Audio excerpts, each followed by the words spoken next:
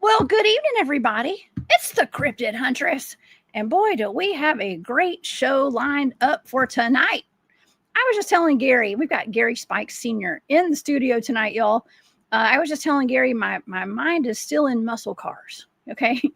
So I don't know if you guys do not follow me on social media. I was at a car show today at the Savoy Automobile Museum up in Cartersville, Georgia, right down the road from the Etowah Indian Mounds.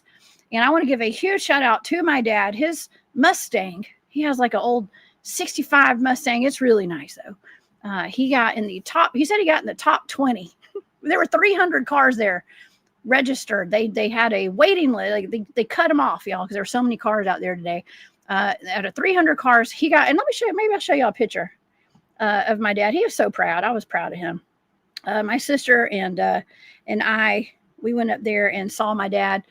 Today we went and showed some support, but this is his turbocharged. I don't know what kind of Mustang that is, y'all, but it's a nice one. Okay, it's one of the nice ones. I come from a racing family, and you got to see under that hood, y'all. I've never seen such a pristine, just everything underneath that hood today. So shout out to my dad. Congratulations, Dad. It was amazing, and so yeah, y'all know I'm a former race car driver and stuff. Okay, so, but anyways, that's how my day went out there in Cartersville. And of course, it started raining again, just like it did the last time I was up in Cartersville to go to the Etowah Indian Mounds. I was going to swing by and it started raining. So there's something keeping me from the Etowah Indian Mounds, y'all, and it's called rain. Okay, so next time I'm going to go in the rain. All right, and I'll report back to you guys. All right, well, we have a wonderful show, like I said, y'all. We have my buddy, Gary Spikes Sr., in the studio today. Gary is out of Oklahoma and had his first, I don't know if this is his first Bigfoot experience. We're going to talk about it in just a minute.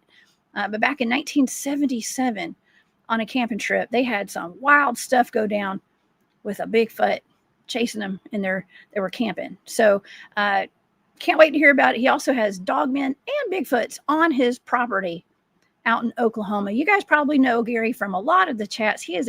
He's the world's best moderator. He's in every chat. I love it. And if Gary's in there, it's going to be a good show. Okay. And he and his son as well, Gary Spikes Jr. Is also a Bigfooter. I'm not sure he's getting out as much these days, but you guys will recognize him as well. So, all right, y'all. If y'all would like to follow along with my shows and everything and want to get my social media links, y'all just go straight to my website. It's the cryptidhuntress.com. You can find all of my shows there. And in my calendar of events, I have several. I've got a bunch of events coming up. And I believe the next one will be the Super Soldier Activation Conference down in Orlando, Florida. That's October the 8th through the 12th. So y'all come see me down there at that. And the other ones are listed on my website. Also, you can find a link to my Patreon if you'd like to support my work. I have been sending out packages. Expect a package if you're a VIP member.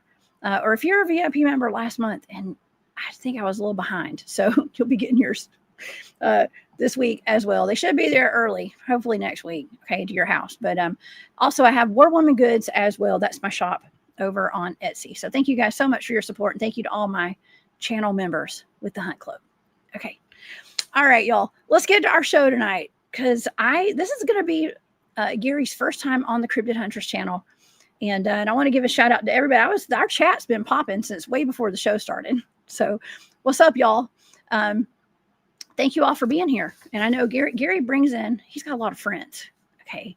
And some of his friends, a lot of his friends are my friends, as a matter of fact. So thank you all so much for for all the support tonight. All right, so tonight we are going on the hunt with Oklahoma native Gary Spikes Sr. Gary had one of his first Bigfoot experiences in 1977 while he and his kids were camping with an intense encounter, which he believes happened because he encroached upon this Bigfoot's territory. We're going to ask him about that tonight. In fact, his encounters continue to this present day, and he's had several daylight and nighttime sightings on his property of Bigfoot and Dogman. He's watching him and his grandkids, as a matter of fact. And the beautiful thing about Gary's experiences is that he doesn't think that the Bigfoots mean any harm. Okay, he's not threatened. They're there to help. They've actually helped him on several occasions, and they might have even been inside his house. Oh, man, y'all. Buckle up, y'all. We've got a wild ride tonight. I can't wait to bring Gary up. Let's go ahead and do it right now, everybody. Please welcome to the show our friend, Mr. Gary Spikes Sr. Hey, Gary. Hey, Jessica. Thanks for having me on. Well, thank you for being here. I sure do appreciate it. I have been looking forward to this for so long. So thank you for being here. And a lot of people out in chat that we both know and that I know, that you know. We sure do. I just thanked all of them for being here. I'm going to thank them again. I did want to pull this picture up because I got to hang out with you in person. Not too long ago, we were at the Hollins Hunt Camp over in Alabama. And y'all, that is me and Gary right there together. I have photographic evidence of us hanging out. And I was seeing, Gary, some of the guys in chat are right here in this picture. Okay, I see Wendell. I don't know if Patrick and Flat Rock are in the chat tonight. I haven't been able to look at the chat yet too much. But we had a good crowd out there. And it was good meeting you there. Yeah, we enjoyed having you out there. And we had a lot of activity there that whole week. We did. What did you encounter out there? Did you have anything happen to you? Oh, yeah, quite a bit. It started when we first got there. Billy got there right before I did. And we could smell something dead up in the woods, but there was nothing dead anywhere around. We'd smell it and then it'd be gone. We'd smell it and then it'd be gone again. And that it went on for a couple of days. Ew. But I don't remember what night it was or day it was. I think it was Wednesday. Wendell and I were sitting there in camp, and Mark Green was standing there with us. All of a sudden, a black streak went flying across the road down by the porta potties. And we know what it was. We went down there and found tracks and followed it up into the woods. There was on one side of the road, there was a 6-inch impression where he pushed off to go flying across that road. Oh my gosh. I'd heard that there was maybe a Dogman sighting. There was something out there that you guys did encounter, but I didn't know exactly what it was. So that must be what y'all they were talking about. No, that was Dogman sightings were last October. And I don't know, somebody else may have seen one this time, but what we saw was a Bigfoot. It was a juvenile. It went flying across that road. We, a couple of us went up in the woods trailing it and got up in there a little ways, and they told me to turn around and don't go any farther to get out of there. Later on, they told me why. There was a toddler had got away from them, and they were up in that toddler was running around in the woods. They didn't want us getting near it. Oh my gosh. So you actually got like a download or had like almost like a telepathic connection kind of where you felt it and they talked to you. Yeah. They've been talking to me for a long time. I just didn't know it. So I started recognizing it a couple of years ago. Wow. Well, you're in good company tonight, Gary, because I know that I know some of us might get ridiculed depending upon who you're talking to and who you're hanging out with, right? Some people think that's crazy talk, but see, I'm the girl who's been on a team of remote viewers and people who are very psychically switched on, and that's our focus actually is communicating with the Bigfoots out there and doing telepathy with them. And a lot of people don't believe in it, but a lot of people do. And what's bad about it is we all had that ability years ago, but we've all lost it due to technology. And now I'd just guessing, I'd say maybe a third of the population can still do telepathy. Mm-hmm. Well, it's a lost art apparently, but it's really just inherent. And it's part of us being what I always I put out to the audience always. I'm like, what does it mean to be human? Right? It's part of our human abilities. And and that's today it's like an enhanced human capability, right? To work on that and to acknowledge that we even have that. But see, we've had that replaced by the telephone and things like that, our devices, right? Yeah, that's what's bad. Well, like Gene just said in chat, and I learned the same thing in college. We use less than 10% of our brain. And I would say that the Bigfoot use 95% of their brain because they still have all their abilities. They have more abilities than most people realize. Mm-hmm. They definitely do, and that's why the guys on my team they had established that Bigfoot was real a long time ago. They had experienced it, but then they had kind of moved on to the next level. See, that you are a forward thinker, okay, and you're ahead of the game. Honestly, that's what I think. Okay, I think that those of us that are acknowledging that there is a telepathic communication between them and with us as well, and amongst us and other humans. I think that it's just like the next level. Okay. And I think that that's important to pay attention when we get a intuitive nudge or we get a voice in our head. The voices in our head doesn't mean we're crazy. Okay. Not always, sometimes maybe. But it's to pay attention to that. And I like what you said, because you were like, well, I started paying attention to it and acknowledging it for what it is, right? Yeah, it took me a while to learn it, and I had help. That one of my best friends has helped me to learn to recognize it. And the funny part about it is her clan talks to me and my clan talks to her the majority of the time. So we learn from each other. And it works out real good for both of us. Oh yeah. Well, okay. Why don't we go back? Let's start at the beginning, okay? And let's get into your first encounter with a Bigfoot that you know of, because I had told the audience that I thought it was around 1977, but it might have been before that. What was the first time you ever had an encounter with a Bigfoot? My first encounter was in 77, but my grandparents were dealt with them. I lived just north of here until I was 4, and my grandparents dealt with them the whole time that I lived there. And I never saw one, but I heard them talking about it at all times. They call them boogers, of course. Most Southerners do. Yes. But my grandma saw one run behind a chicken house one day and blamed it on my grandpa. He said, no, I was in the shop. I didn't see it, but I heard her talking about it.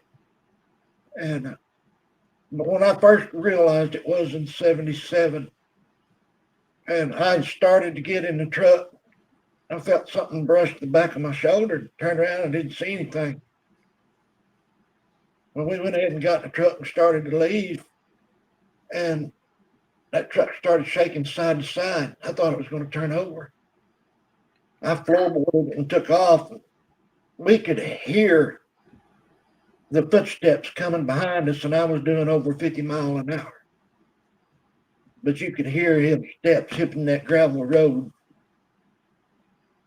That was the first one that I actually knew what it was. Whoa! So you had your kids with you. Did you have the kids inside the car where you guys could just take off quickly, or like? Everybody was in the car. Okay. Everybody was in the pickup. I had a 72 Ford pickup with the canopy on the back. Oh my gosh. That must have been terrifying. What did the children think about that? Were they aware of what was happening?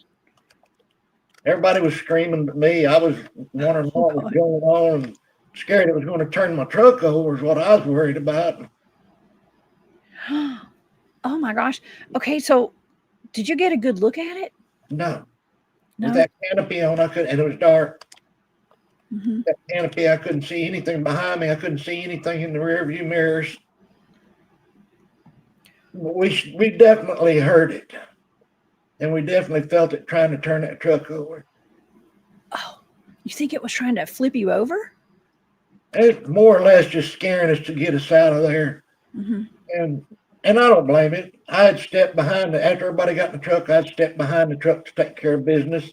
He didn't like me doing that in his territory. Oh man. Well, you got to water a tree occasionally, right? When you're out there, you got to do it somewhere. And I've heard more stories about people, especially guys, doing that. I mean, listen, if a woman's got to do it, she got to, go take care of business. You're in a little bit more vulnerable position because you can't stand up to do that kind of stuff, right? So it's I've not heard of a lot of women getting scared. Maybe I have one actually getting scared off by a Bigfoot while they were doing that. But it is kind of a territory deal because it's like you're marking your territory on their territory, right? Yeah, that's the problem. And yes, I've had several reports of women getting caught while they were taking care of business. Oh my gosh. Well, that's not a good feeling. It's one of those things, and it scares a lot of people. Mm-hmm. And I can't blame them if they get scared over it. Some people get scared just because they're chunking pebbles at you. But most of the time, they're just trying to get you to leave or getting your attention. Because if they really wanted to hurt you, they would hit you with those rocks. They can knock a grouse out of the air with a rock. Yeah, they sure can. I've had rocks lobbed at me bunch of times, actually. I was just talking on Wednesday, I think it was Wednesday, about the night that we had something that crawled out of what looked like a portal into our camp, and it threw rocks and acorns at us all night. Yeah, and you could hear it. I don't believe it was a Bigfoot. It was something else, but it screamed like a Bigfoot as it ran through behind our tents. But you could hear it. You could hear it like the trajectory of these rocks. You could hear that we had acorns falling because it was windy. Right. So you could hear the acorns falling off the trees going down, but then you could hear these things like projectiles going phew, phew, and like going horizontal and hitting our tents. So what's bad is when there's no acorns or hickories around you and things start hitting your tent, or like me here, I was living in my travel trailer for a while, and they would throw acorns and hickory nuts and hit the top of the trailer, and it would roll up the hill and then back down the hill. Oh my gosh. Oh my gosh. Do you think they were just trying to get your attention? Yeah, that's what it was. So they were just letting me know they were here. They'll come up and slap the side of the house just to let me know they're around. Or like in that trailer, my son-in-law was 6'2", and he couldn't even reach as high as they were hitting on the side of the trailer. But the clan that's here they're a very tall clan, not just the alpha, but all of them. Yeah, Jane, it was baby girl. She gets my attention by throwing at the house to get me to come outside to see her. Hey, Jean, thank you for being here. Let me take a quick commercial break. Catherine Jones, thank you, Mama Catherine, for that super sticker. I appreciate you being here tonight. That's so sweet of you. And I want to say while I'm saying this, look, thank you, Stargazer, for gifting the membership to the Hunt Club as well. I appreciate that. And Prince Arcane, thank you for being here and being a member of the Hunt Club. Okay. Yes, Jean. So you've got him named. You just said baby girl? That's right. There's in the clan that is still here. They've already had 2 girls that mated and moved out. Around here, when the females get old enough and they mate, they go to the males clan. But there's the alpha, mama, 2 sons, and baby girl. Baby girl's right around a year old now. She stands about 4 foot tall now. Oh man, she's a little one. What you said they're real tall. Now this is reminding me of what your situation on your property is actually reminding me of Flat Rock's property. Yeah, Flat Yeah. Rock, a lot of activity. Right now, my clan is gone. They're a little over an hour south of here. They leave during deer season and come back after deer season because my neighbor leases all his land out to deer hunters. Huh. But Okay. the big man, and you don't have to take my word for it, Kumbo saw the eye shine. I call him the big man. I can't pronounce none of them's names, so I gave them all nicknames. The big man is almost 16 foot tall. His hand will What? cover my head. Oh my God. Mama is almost 10 foot tall, Okay. and she's pregnant. Now, Junior is the youngest male. He's right around 8, and then Jarman is right around 9 foot tall. And then, like I said, baby girl is about 4 foot tall. Oh wow. Do you think they've been on your property since the beginning of time? I mean, or did they just transfer over there from, migrate? They don't stay on my property, but they come over here all the time. And even now, they down at the river where they're at, they come up to check on me. And I'll tell you about that in a little bit. The big man, I don't know how old he was back then, but he's the one that took care of my grandmother. He watched over my grandmother. He watched over my mom and my youngest aunt. And now he's watching over me all my life. Oh my gosh. I just love that. I remember I was asking Flat Rock, I was like, do you think that they're there to protect you? Or, I can't remember the questions I was asking them exactly, but it was like, or do you think that they'd look out for you? And he was like, I don't think so. He was like, I don't think so. On any case. This clan has watched over my family and myself, like I said, all my life. Since I lived right up there until I was 4. And he was watching over me then. Wow. Well, I can appreciate that. Something that stood out, I've heard you talk before about your experiences out there, and something that stood out to me that I heard you say was you've caught them before. And I say like caught as in like you came across them watching your grandchildren before. And tell me about that. We were standing out, my son-in-law and I were out back, and my grandkids were playing right there under a tree. I looked up, and this is the second time, and about 50 yards away behind an 8-foot brush pile, looked like a black basketball with a face standing there looking at us. When he seen me look up and see him, he just dropped down. The first time he was looking over an 8-foot privacy fence, but it was the same one. It was Jarman is who it was. He's actually a good-looking young man, but he's black and his head's round. Like I said, it looked like a black basketball with a face on it is what it looked like. Oh my God. Look like a basketball, like a hairy round basketball. Yeah. They're not stone head. They're round head. Wow. I think that there's so many different descriptions of Bigfoots. We see a lot of, pictures out online now, and people have a lot of evidence. I mean, being the cryptid huntress and being a field investigator and a researcher, I get a lot of pictures of stuff, and I get a lot of things sent to me. And there are some that have very rounded heads, and it looks like they don't have a neck, kind of just like goes right into their shoulders. And those, does it have any like human characteristics to it, or are they more kind of, I don't want to say animalistic because they're not really animals either, right? No, each clan is different. They're just like us. They're different, just like us. This clan is, they're all good looking. And good looking. They do have humanistic characteristics. Now, here's the funny part.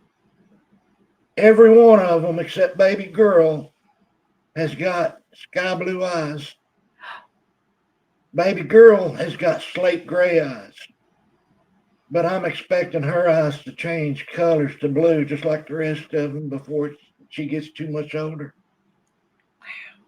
Oh Because my I gosh. started out with blue eyes and ended up with brown eyes. Did you? Yeah. Oh my gosh. Yeah, I was very blonde and blue-eyed when I was a baby. And look at me now. Oh my gosh. My eyes have changed color too quite a bit. I come from a family full of hazel eyes people.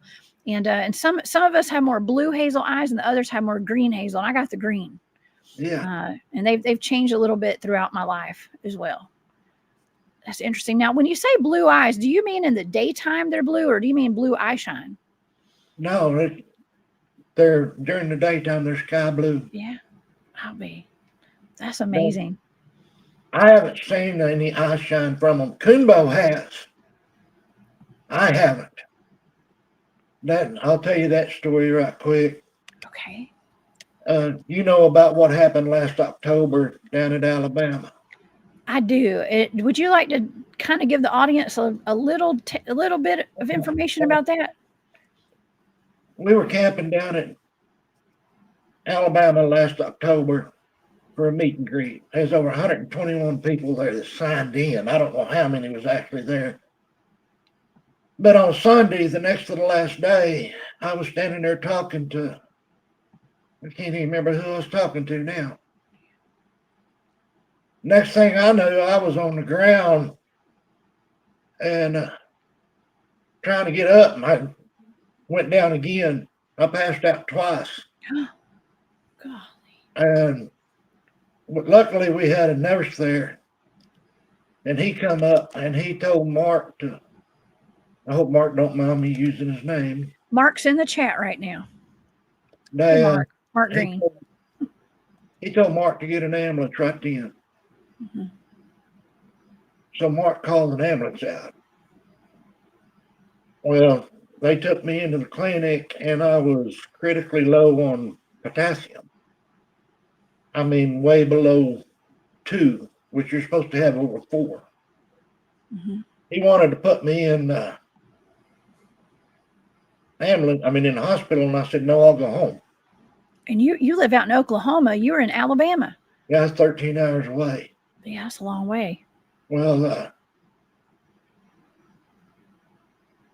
Kunbo and Sandy came to the hospital or the clinic and picked me up and said, we're going to take you home. They drove me all the way out here, Kunbo pulling his trailer. We both had truck trouble. I had to stop and fix our trucks. But when we finally got here, I let Kunbo plug in and use water here. They stayed for a couple of days, and I went right into the hospital. Down there in Alabama, they put a liter of potassium in me, and when I got in the hospital, I was there 2.5 days. They put 11 liters of potassium into me. That's how low I was. Oh my gosh. And Wendell is in the chat. Yeah. I had never thought of it until Wendell brought it up. He said that he thought that I got zapped so that they would get me in the hospital. And after I thought about it, I agreed, because there'd been one up in the woods watching over me the whole time. When they were packing me up, they wouldn't let me do anything. They packed me up. I could feel one up there in the woods walking around, and another person felt it and heard it. They was just pacing in the woods. So after Wendell said that, I said, a high possibility he might have zapped me to get me in the hospital. Especially with all your friends around there too. You have people to take care of you. Yeah. And to help you.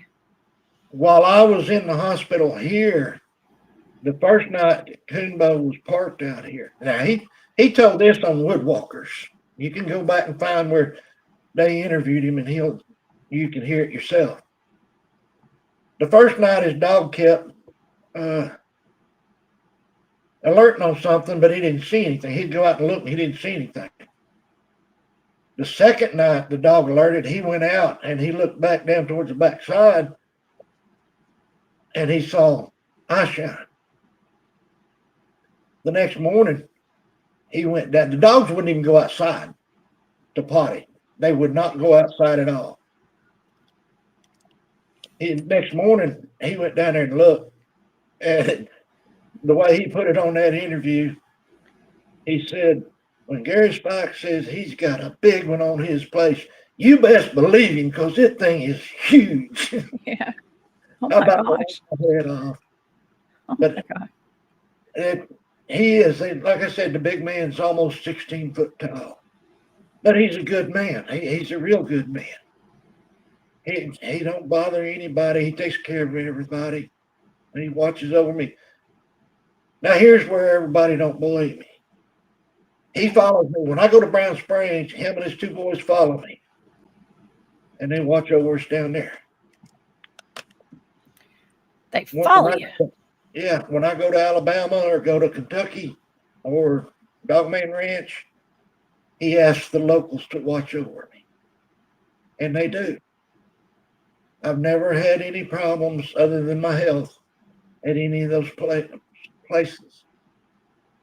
And down at Dogman Ranch, now this is only a few people know this. I mentioned it to you earlier. Yeah. The first night we were there, the last time, it was like electricity going through my body all night long.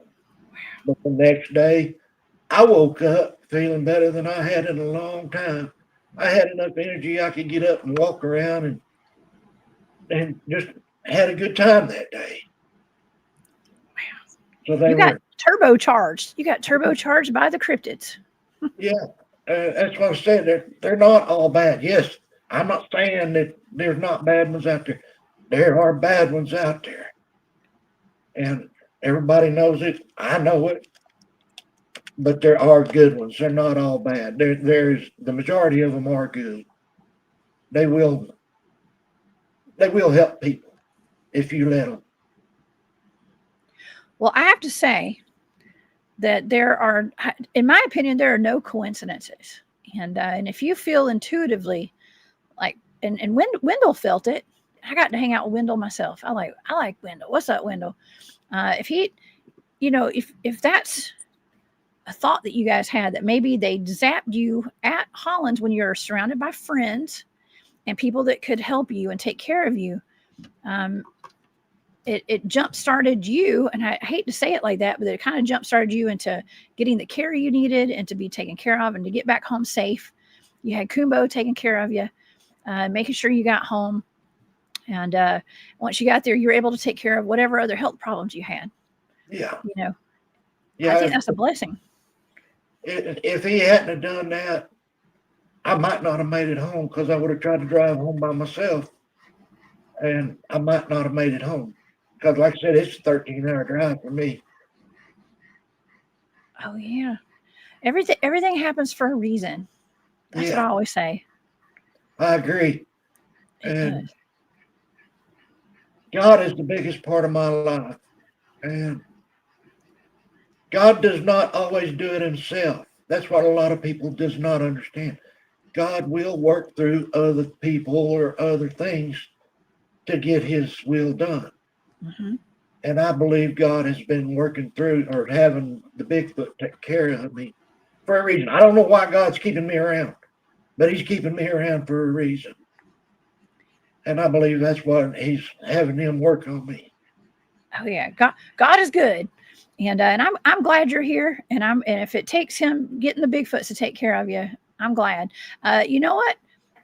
You are speaking on behalf of the good side of the Bigfoots, the forest people out there, and I think that is very much needed as well. But yeah, you've got a big purpose in this world, okay? And of course, they're going to take care of you. There are bad ones, and I'll never say they're not, but the majority of them are good. Most of the time, now everything I'm saying is my opinion. And it's what I've been through, my experiences, and what I've been told by the Bigfoot. Most of the time when it is a bad one, it's a young male that has got kicked out of the clan for doing wrong. And when they do that, if they when they get bad enough, then they police their own. They take care of it themselves because they don't want the attention. It brings bad attention to them, and they don't want that, so they take care of their own. Mm-hmm. Oh, yeah. Well, I can appreciate that. And, and if I really appreciate too that you said that you call them a clan, I guess, or the family that's there on your property, they communicate with the others wherever you're going. And, they speak to other clans through telepathy, just like they speak to us. Yes. Well, that's what I was going to ask you about that, because I think that's really interesting, and we, my team is actually, I know this is going down kind of a wild little rabbit hole. It's not uncommon to talk about this on my channel, though. We talk about portals, talk about interdimensional Bigfoot and quantum Bigfoot. Ron Moorhead wrote that book called Quantum Bigfoot. It's got some great info in it. But there's a lot of things that we don't know about Bigfoot. We don't know anything about Bigfoot, actually. No, we don't. We really don't, right? We really don't know anything about them. Like I said, it's just what they've told us and what we have learned through our own experiences. That's all we can go by. There is no experts on them. I don't care who says what. There is no experts about any cryptid, not just Bigfoot, any cryptid. Yeah. Well, okay. Well, if we go down that little rabbit hole of like the quantum Bigfoot, okay, who's to say that they're not accessing Earth's natural portals, for instance, and they're able to, God, I hate to say like teleport and stuff, but walk amongst, into different dimensions and parallel realities and all that. I don't know. I mean, I think humans are able to do it. If we just had my friend Arkeem on the show Thursday night, he's talking about, time travel with secret programs in our government and stuff, the programs he's been a part of. Yeah. We can't say if they do or they don't because we don't know. And we know there's portals out there because you had one on you. Everybody saw it when you and Marty were coming down off that hill. Oh, yeah. Oh, yeah. I haven't talked about that in so long. That was, I had some, I had Marty and her son, Matt. With me. And there's a little portal right there behind you in that picture. And y'all lost time going down the hill. Going out off the mountain. That's right. That was actually at our campsite. We were, the campsite was a little far away from where we had the experience that night with, we had a weird owl that came out of nowhere as we were swooped down over our car. And we had, that's when that brown orb, it's like a brownish orange orb, like went through the trees. We had two of them. And then a Bigfoot, something, we thought it might be a bear at first because something goes, hoof. And just huffed and growled. And it was enough for her to jump in the car. I don't know if she locked the doors, but yeah, he had, Matt and I stayed out there for a second and made sure there wasn't a bear coming around. And we had to hightail it out of there because it started raining out of the blue. It was like rain. It was a torrential downpour out of nowhere, happened right after that Bigfoot huffed and growled at us. And it was enough for us to have to get out of there because we couldn't stay there. It was raining so hard. If you've never heard it, you don't know what you're hearing. Mm-hmm. I've been out there in the woods hunting and heard it, and I just think it's a sick cow or thinking it was a dog. And you've got a copy of the howl, and most people's heard it anyway. I do. That was almost 400 yards away from the recorder, and you realize how loud it is by hearing that howl. When you hear that, if you don't know what you're hearing, it'll send chills down your spine. Well, do you want to play it? Shall we play it? I'm going to have to put my microphone up to my phone up to the microphone. Yeah, there's some people. Can we play it? Heard it. Okay. Well, let's let the audience hear it because this is a good one. You guys might have heard this. It's Gary. You said it's been on movies. Some people use it for their intros on their podcasts. It's a good one. It's a good one. All right, let me hit play. Okay, and hopefully it won't be too loud. James. Can y'all hear that?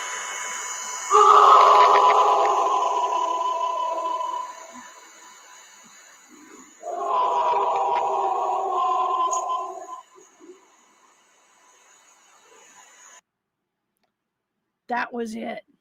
Yeah. That's good. That's a great capture. But that's at your house. Yeah. Yeah, it was right back here, 400 yards from my house. Back where I hunted all my life. Oh my gosh. I was trying to warn you, Gene. I hope you heard me. Oh my gosh. Gene said, good thing I had a warning. Oh yeah. Her Quinn don't like it when they hear things like that. Oh, they don't. Well, I got goosebumps. Listen, when I hear stuff like that, my body reacts to it. I hear it all the time but it, like I said, my son recorded it. He was camping down there, and he recorded it in the middle of the night. And we saw Jarman down there aggravating him. When he comes down to camp, say like to aggravate him. And we saw him that night over there. But he recorded that, and he recorded one walking around his camper. But that got lost when the phone broke. Oh no. But oh my gosh. Everything. The only picture I got left is the one I sent you. I lost everything. I lost over 1,000 pictures. Trackways, tracks, everything when that phone broke. Well, let me pull that picture up. I do. You know what? I have no doubt that you could probably end up with some more pictures in the future. I hate that you lost all that. That is sometimes, and like I said earlier, there's no coincidences, right? And and I've noticed that it's almost like the forces that be don't want us to have some of that evidence sometimes, and they make it disappear off of our technology. I know that sounds weird. I don't know. I come home one day and stepped out of my truck and went in the house. That's when I was leaving in my travel trailer. And about an hour later, I come back out, and there was what do they call them? There was a pile of hickory nuts and acorns and some sticks across it right at the door of my truck that was not there an hour before. So you got a gift? Yeah, I had a picture of it too, but it was on that other phone. Oh my gosh. Oh my gosh. Well, what is this? Tell the audience what's in this picture right here. Well, they're right there in between the two trees. Let me give the whole story. Okay. We were camping down in southeast Oklahoma. And while I was cooking, me and one of the guys was cooking breakfast, my son was with a camcorder going across, and then he came back by. Well, right in the middle of those trees, you can see that face. Now, there's a deep gully right there, and it's standing in that gully. When he went by, going across the first time, it was there. When he come back by, it was not there. But if you look to the right and up just a little bit above that branch that goes across, you'll see the face of a dog man looking out. And then right above it is another black spot that is another dog man. We got all that as we were cooking breakfast, and I was cooking maple flavored bacon. Ooh, that sounds good. So you were cooking so do you think the dogmen like maple flavor bacon? So does Bigfoot. They do? I love it. I bet you've had plenty of time to figure it out because they approach you probably when they smell it, right? Yeah. Oh man, that's so cool. Yeah, I don't go to the woods hunting them. I just go camping and they come to camp. We've seen them down at Brown Springs in camp. I've seen dogmen down at Dogman Ranch in camp, down at southeast Oklahoma in camp. Now here's a story for you. Went down to the Honabi Bigfoot Festival. Honabi. And yes. We were camping up in the woods, up on the ridge. Middle of the night, one picked a tent up with us in it and turned it. With you in it? We just sat up. My girlfriend said, Bigfoot, go on, I'm sleeping. We laid back down, went back to sleep. The next morning, we found where it had turned it. One corner was in the same spot. The other three corners had been moved a foot. Oh my God. My son and another guy trailed it over 150 yards down into the woods. That's the first time I've had my tent messed with. Over in eastern Oklahoma, Oh my gosh. my Salisaw had my tent messed with again with me in it asleep. Oh my God. What? Okay, when it picked up your tent, were you guys just like I have to ask because like I sleep in tents all the time. Okay. So, And I have like a cot. I've got all these different, I've got like 10 different tents. So some that go in the back of the truck. Some of them are just like plain, like big tents, small tents. I don't know. How big was this tent? Were you guys just were you just laying on a pad and like a sleeping bag? no, we had Or a mattress? 10-chair mattress. Yeah. Okay. And it was Golly. 2-man dome tents, what it was. Dome tent. Yeah. Yeah. Now I've got a 10-man cabin tent I stay in, so they're going to have to demolish it. I don't blame you. You know what? People laugh at me because it's so funny. Like I'll go out, I joke around about how I go glamping when I have like an 8-man tent. It's like, I think it's got to be 8. It's either 6 or 8. I mean, it's a big one for me, just for me. And it's even got a little closet in the back, like it's a little cubby hole. I call it my closet. Oh man. But I know we get stuff in our base camp at night, like Bigfoots will come in our camp. And I've had friends that have been poked through the tent by a Bigfoot finger and stuff. So I put my cot, I usually sleep on a cot right in the middle of that big old tent. So they can't get to me. They can't poke me in the middle of the night. That's what I do. I sleep on a cot now instead of a mattress because I had trouble getting off of a mattress. But yeah, I still sleep over to the side, and I don't ever get bothered because they watch over me. They watch over you. Yeah. And you've got the network too, so wherever you go, you feel pretty safe. Yeah. Now I will say this: the first night. And Billy, I hope you don't mind me using your name. He just got into the chat. There he is. Hey, Billy. Billy and I were there. Well, so were some other people. It was the first night. I had just laid down, and I felt something evil. I mean, just pure evil, which I always carry. And I tell them when I get there, I'm carrying, but it's not for you. It's for hogs and tweakers. I do the same thing, and I telepathically put it out there. I'm not going to hurt you if you don't hurt me. Okay. Whatever the evil was, Billy already knows. Man, I said, I don't know what you are, and you may hurt me, you may kill me, but I'm going to hurt you because I'm going to unload this thing on you. And I don't know if it was from that or because the Bigfoot run it off, but the evil left.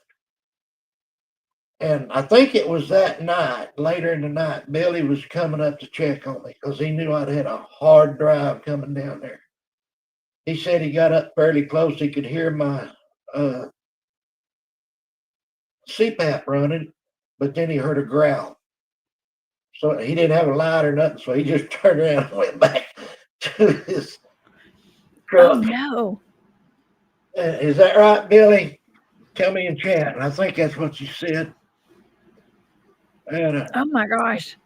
He went and got in his truck and locked the doors? No, he sleeps in the back of his truck. I do the same sometimes. Yeah. I do the same. But I lock my doors. I get in the back of my truck and I lock the doors because it's like a SUV. Yeah. Yeah. But the third night, that evil came back. But this time, oh no, I saw tiger eyes. Tiger eyes? Yeah, I don't know what it was, but in my mind, I saw tiger eyes. I said the same thing. And it left, and there was no more problems the whole trip. I was down there for a week. We had a great time. Well, you was there. You come in. But we had activity every night. We had them around us all week. Oh, well, you know what happened to me out there, right? Like I was only out there for a day and I left late that night. And I left around, I mean, I live in Georgia, so I'm an hour ahead, right over there. And I left around 12:30 that night. I think it was either 11:30 or 12:30 out of Holland that night. And when I was leaving, I got out of the WMA, turned up the road a little way. I'm not gonna say exactly where it was, okay, but Mark knows where it was. I told Mark. I know where it was. And yeah, and I think I told Joe Parker. I don't know Joe's in here tonight, but I had texted him and Mark the next day because I got home. It was like 2:30 in the morning when I got home. It was late. I didn't want to bother anybody, and I didn't have phone service out there on that road until I got closer to home. But anyways, I was driving up there and leaving, and I tell you that was a scare. I don't get scared often, but that was a creepy drive out of there. Out of Holland. That's a real creepy drive. Yeah. But I was up the road a little ways and I didn't run into him literally, but my headlights hit something. It was an animal on the side of the road, a big one. And I thought the first thing I thought when I saw it was an African dog, a gigantic, it looked like it was the size of a skinny bear. Okay. Like that's how I describe it, as like a skinny bear. It looked like all black. I could see it was all black with white teeth. Yeah. And it was crouched in the tall grass. And there was another one across on the same, right beside, directly across the road from it with its back turned to me. And it wouldn't turn around. It was crouched down in the grass with its back to me. And it was the weirdest thing I've ever seen. It almost looked like a black panther, but it wasn't a black, it looked more like a dog. And it was all black. It was weird. It was weird. That couldn't have been more than, 5 miles is the crow flies to where y'all were. You know what I mean? It's pretty close. When you went out, you went north up the road instead of south. Yeah, I went a different way than I came in. I came in from a different way and I left. My GPS took me on a different route. And that's where I saw it. Yeah.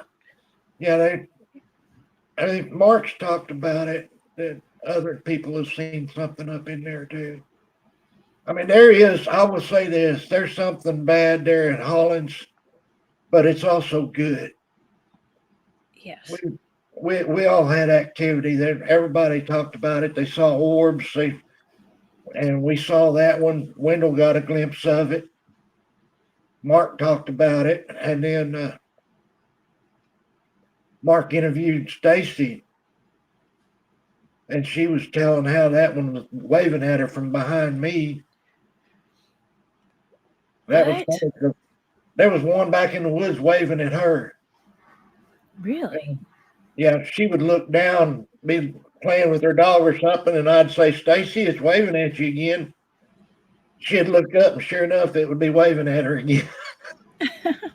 That happened 3 or 4 times. Oh my gosh. Well, I didn't know it until I got there. When Mark told me, I sat down to do that live, show. He's doing his live show from there.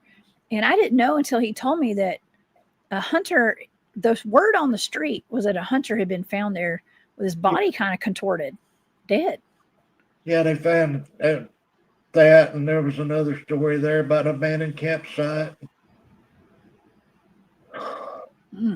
Everywhere you go, there's going to be stories about it. Brown Springs, there's stories, bad stories from there.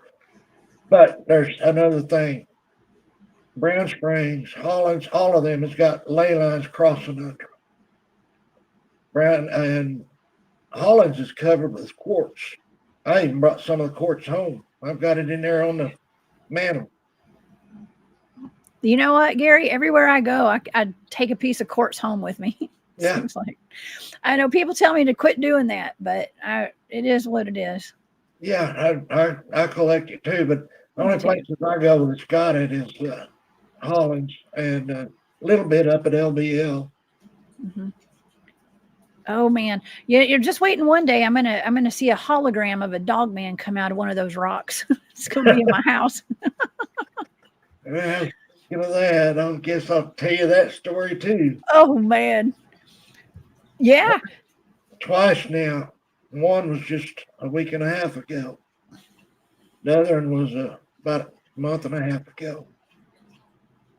the first time I laid down during the day and didn't put on my CPAP. And I guess I quit breathing because all of a sudden there was a large breath on the back of my head. Then this last time, a week and a half ago, that same thing. I laid down without putting on my CPAP. And then all of a sudden, I've got rings for handles on my dresser. And it hit that dresser real loud to where it woke me up. So they're getting in my house, which it don't bother me, but it would be everybody. Yeah, you see what Gene said. He breathes on me a lot. He does. Oh my gosh. I've been out in the woods hunting, and he come up and flipped my hair, and I didn't even know it was him. I thought, then he paid attention. And then here's a funny one for you. Okay. Back before I got so bad, I would walk every morning. And I'd walk down the road. Well, the place next door has got metal gates. And I was walking down through there. There's no wind whatsoever. All of a sudden, I heard a creak, and I turned around, and that gate was shutting. But I didn't see anything. And then the next day, same thing. Well, Gene was telling me that he had been breathing on the back of my head. And I said, was that you pushing that gate? And I could hear him chuckling at me. And this is the way it sounds, only about 10 times louder. Ooh, ooh, ooh. That's the way he chuckles. He was down there pushing that gate to aggravate me as I was walking by. Oh my gosh. They just want you to know they're there.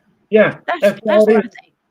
They just want me to know I'm there, that they're there. They'll slap the house, or they'll, in the middle of the night, I'll quit breathing and he'll holler at me to wake me up, or slap something in the house to wake me up. They've been, yeah, like Gene says, when they laugh, it's so deep it hurts your chest. That's why there's no way I could imitate his chuckle, but that's what he did was, huh, huh, huh.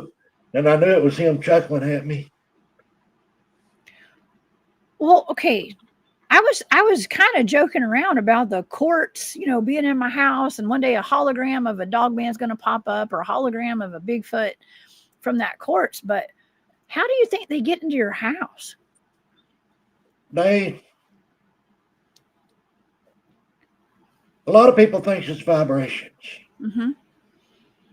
And that's the only thing I can think of, is they can vibrate, or, well, like Gene said, they walk in. They walk in. Oops. This chat's moving really fast. I never believed in cloaking until I saw it myself. Cloaking. Yes. Yeah, I didn't believe it until I saw it. I saw one cloaked. But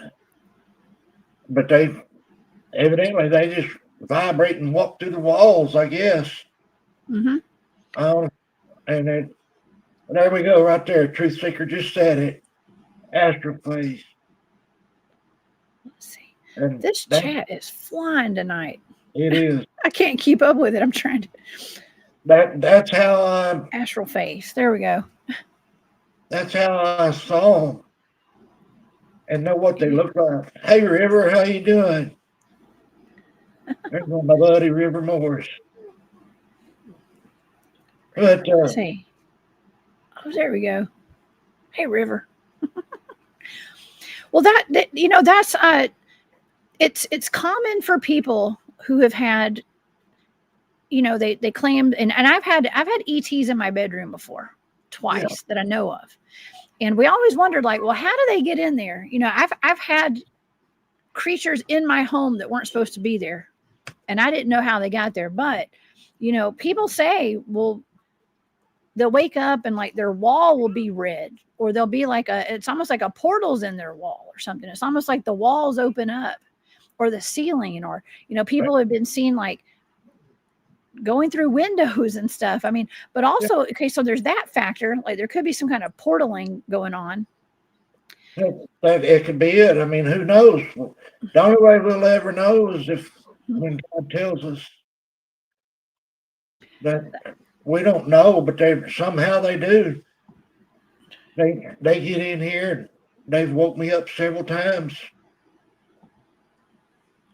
Hey, Corey says they have the ability to walk right through the nuclear facility security system. Oh my gosh. Well, that's really interesting. You mentioned cloaking, and the first time that I ever went Bigfooting, ever, up in the North Georgia mountains, and it was around where, yeah, well, I can't say exactly where it was because it's an undisclosed location. Okay, with my team researches there all to this day, and so I'm up there and I volunteered to be Bigfoot bait, Gary, which is not very smart. Okay, but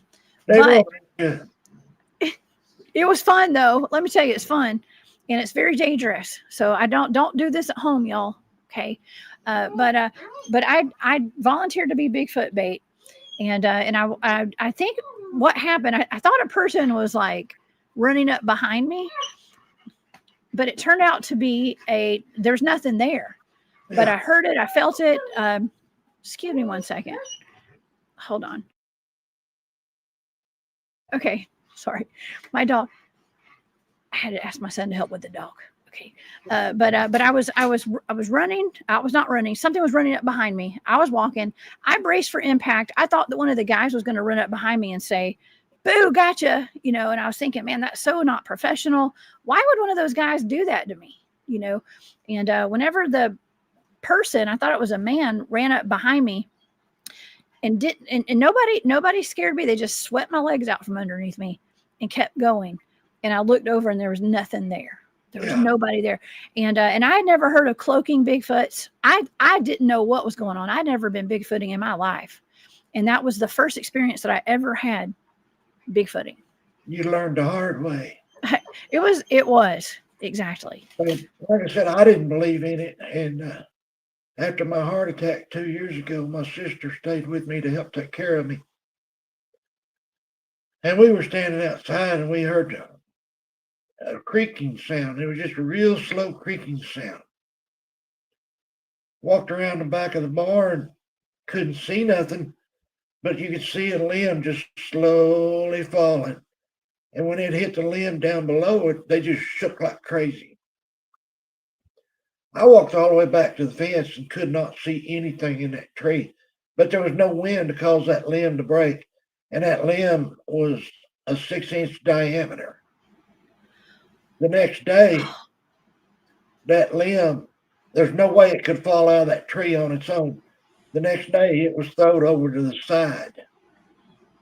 And we got to looking around. I found footprints in the yard where he had stepped into the loose sand in a gopher hole. And I took a picture of it, of course, but I lost it. But my sister saw it too, so it wasn't just me. But that's the first cloaking I had seen. So now I'm a believer in the cloaking. Mm-hmm. Mm-hmm. I like I said, I'd never heard of it, and the guy said, you know, they were watching me from the bottom of the hill with their thermal, their FLIRs. They had night vision. They had everything. There's like at least 5 guys down there watching me. I was, like I said, I was bait. Okay, so my mission was to get up to a tree line up on top of a hill, and I got about halfway up there, and that happened. And they said that they saw nothing. There was nothing in their cameras. They didn't see anything. But as soon as one of the guys walked up to make sure I was okay, because they saw that something had happened. They just didn't know what had happened.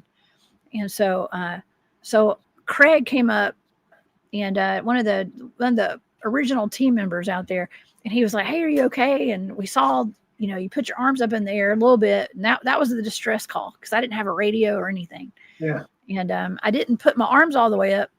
I put them up a little bit by accident when I tripped. I kind of was like, I lost my balance a little bit whenever it was like swept from behind with my legs.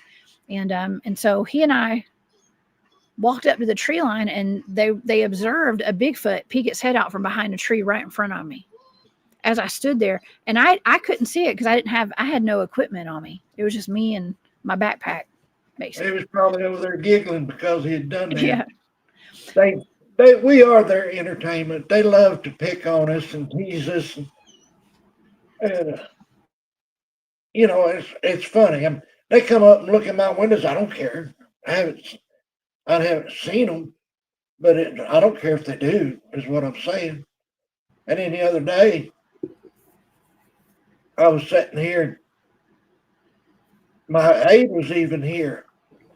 She was in the kitchen working, and something went flying by my bathroom window because I can see it right in yonder. And when I said something to Jean about it, she said, "My clan does not cloak. It was a stranger here again." Oh no. Well, Is that bad? That the big man will get any of them and run them off. Well, that's good. If they're a bad one, he'll run them off. He won't let them stay. And being 16 foot tall, I don't think any of them's going to argue with him.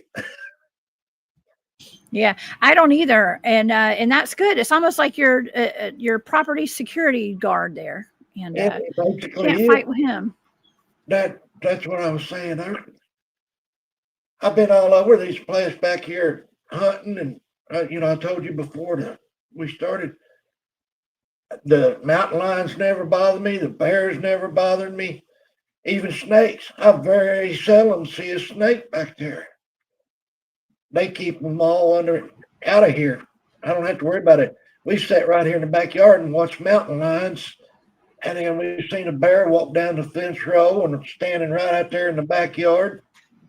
But they don't bother me. They go on about their business. Oh my gosh. I wonder if they eat the snakes and stuff. I mean, do you think that they're eating those little critters out there? Yeah, they'll eat snakes, especially rattlesnakes. Well, that's good. The only rattlesnakes I see around here is a pygmy rattler. I do get a few pygmy rattlers around here, but they wouldn't even be an appetizer for them because the biggest I've ever seen is 24 inches long.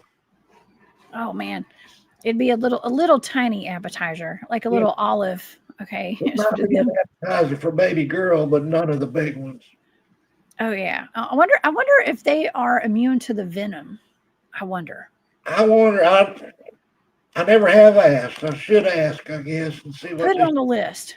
Put it on the list of things to ask. Yeah. Now I do. People talk about gifting. Mm-hmm. I don't gift them peanut butter or anything like that, but I do give them fish. Sometimes I'll go catch. When I was able to go fishing, I would go catch a stringer of a stringer of perch for them and take them down there. I'd put them in a certain place down there and they'd come get them. And I always know when it's them because the fish will be completely gone. If it's critters, there'll be bones and skins and stuff still left. Well, that's interesting that you know the difference. And there's some scraps left, or there's not scraps left. And I would think that the Bigfoots would waste not, want not, right? Like no, they take it all.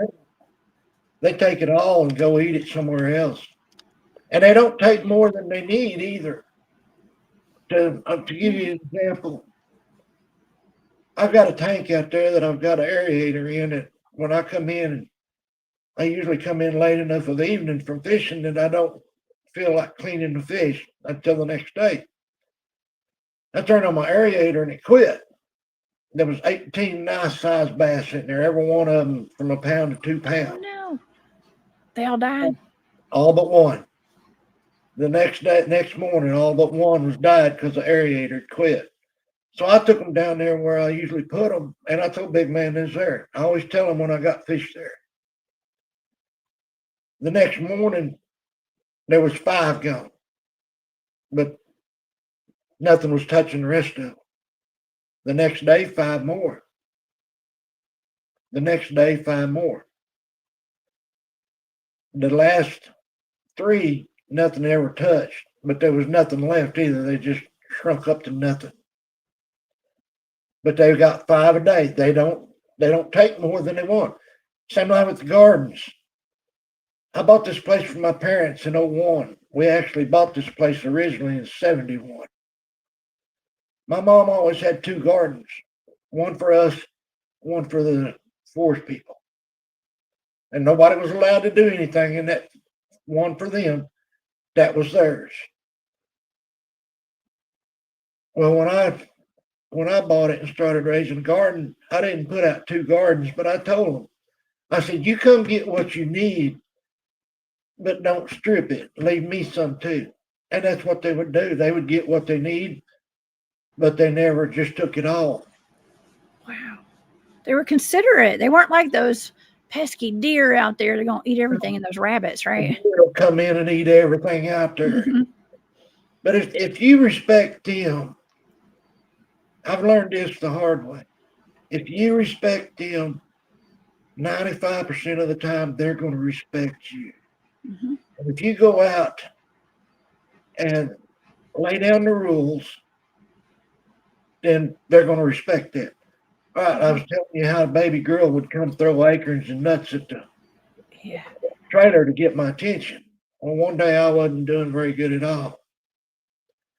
And she started doing that. I went out the first time. I said, all right, I'm out here, but I don't see you anywhere. I went back in the house, and it started back up again. I knew who it was. I went outside and I said, baby girl, I don't feel good. So please quit throwing at the trailer tonight. I can't make another trip back out here. Not another item was thrown at the trailer that night. That's why I said you respect them and they'll respect you. I'll give you another example. A friend of mine has got a cabin, and he's spent a week at that cabin. Every night they were slapping on the cabin, throwing things at the cabin, making all kinds of noise. He said something to me about it. I said, go outside, and very politely. Don't be mean or cruel, but politely say, okay, guys, this is the rules. Don't come up here in the middle of the night slamming on the trailer. We're here. We're not going anywhere. We'll respect you if you respect us. That night, not a thing in the world happened. He got a peaceful night's rest. Wow. You see what Jean says? Yeah. Yes, let's see. She says, baby girl is fascinated with Gary, and big man has a hard time keeping up with her. Yeah, she's a mess, but she is as cute as a bug on a rug. You have an audience at your home though, watching you like that. And I would here's the thing. I kind of joke around, but I'm being serious. It's like I am a proponent of curtains and blinds. And I told Flat Rock that too, because Flat Rock said that he had one that was looking in his bathroom at him one evening, I think. And I thought, man, that would be horrible. That would just be, that's like, I'm not gonna say it's my worst nightmare, but that's not a fun feeling. I keep my bathroom curtain open all day because there's a plant right in front of it. But as soon as it gets dark, I close it because, I'm like everybody else. I want privacy in the bathroom. Now, the rest of the house, the extra bedroom, the living room, the dining room, don't even have curtains on the windows, so they can come look in anytime they want. The kitchen right behind me here doesn't have a curtain on the window. They can look in anytime they want. It don't bother me for them to look in. But like I said, that was broad daylight when that stranger went running by the bathroom window the other day. But it was cloaked. It wasn't one of mine. Oh, man. Oh, man, I guess it had to be cloaked if it didn't want to get beat up by the big guy. Yeah, well, he didn't stick around long, I can tell you that. Mm-hmm. And then here a while back, I was mowing my back fence. I always mow 3 passes all the way around my fence row. And I looked up, and it's the first time I've actually seen him. I knew he was here, but I looked up, and there, a couple 100 yards in front of me, was the Dogman watching me to make sure I was okay. That's the first time I've actually seen him. And he's not black, he's brown. He's a brown one. Okay. Well, so I'm about to ask you about that, but I need to say thank you to a couple people in the chat right now. We have Squatch Seekers of the South in here tonight. What's up, guys? Thank you so much for being here. Y'all go over there and subscribe. Y'all been doing some videos on Facebook Live. So everybody go check them out on Facebook. And I had the honor and privilege of speaking at their event this past year. With, let's see, I think Flat Rock was there. Flat Rock's always there. Okay. The East Alabama Bigfoot Town Hall. So thank y'all so much for being here tonight. Also wanted to thank real quick, Stargazer gave another membership to the Hunt Club. Thank you, Stargazer. And Andrew, Gnomes and Trucking Express. Thank you, Andrew, for being here. He says, thanks, Gary Spike Sr. Love your stories, wild fun, and puckering. LOL. Puckering. Andrew. We see each other all the time. We're gonna get to meet at the Crossing Realms Conference in Missouri, September 20th. Oh, fun. Very awesome. That's exciting. I love getting out to these events and meeting people in person. Yeah, that's why I go to them. I don't care about, this is going to sound bad, but I don't go to hear the speakers. I go to meet people. What? You don't go hear the speakers? Gary, you just told on yourself. I know, but most of the speakers I've already heard over and over. I'm kidding. Listen, I'm a speaker. I do presentations, and I keep telling one of the guys that, some of the guys I do these events with, I'm like, people are going to get tired of hearing me speak about Bigfoot. So I get it. We get tired. It's just, you've heard it. And once I'm not going to say that all of them, but the majority of them, once I hear it, I know what they're going to say. So I go to meet people. I'll listen to the speakers, okay, but I go to meet the people. I enjoy meeting people, and me too. I'm the same way. I like meeting people, Gary, and that's why I really try to make it a point. If I get invited somewhere, I try to go. It tickled me pink to finally get to meet you in person down here in Hollins. Thank you. I was tickled to meet you too, and I'm going to do like you, and I want to thank everybody for coming to the show tonight. I see a lot of my friends out there, and I appreciate them, every one of them. I do too. Big time. Thank y'all. We've got such a wonderful crowd tonight. The chat is off the chain tonight. I've had a hard time keeping up with it, and we're not done with the show, y'all. Don't go anywhere. We still got more to talk about. Okay. So Long Island Bigfoot, thank you for gifting that membership too. I really appreciate you so much. And thank you. We have a lot of Bigfoot field researchers in the chat tonight, and people who are just Bigfoot enthusiasts, and Dogman as well. And I wanted to go back to, we got Brown Springs. Gene is mentioning Brown Springs. Of course, we got to talk about Brown Springs for sure. So a little bit more. I've got some questions for you on that, but I want to hear about this Dogman, because a lot of times we hear about Dogman. A lot of people say a lot of them are black. Brindle, you just said the one on your property is brown. Tell us about him. Well, like I said, he was 200 yards away, and I looked up, and all I could see was a head and ears looking above the fence at me. And I called Gene a little while later, and I said, I think I saw him. And she said, you did. Gene knows, like I told you earlier, mine talked to Gene and hers talked to me. And it's funny, but that's the way it is. And that's pretty cool. She said that you saw him. And I said, that's the first time I've actually seen him. I've known he was here, but that's the first time I've actually seen him. And I could see his head up there. It almost looked like a deer looking at me, but you could tell it wasn't a deer. That it was almost the same color of a deer too. But he was behind a fence post that had a bush beside it. And all I could see was his head and part of his neck. And I said, that ain't no deer. But then when I talked to Jean about it, she said, yeah, you saw what you think you saw. So I knew what it was. And like I said, that's the first time I've ever seen him. I knew he was here. And I knew he was watching over me. When the big man's not here, he is.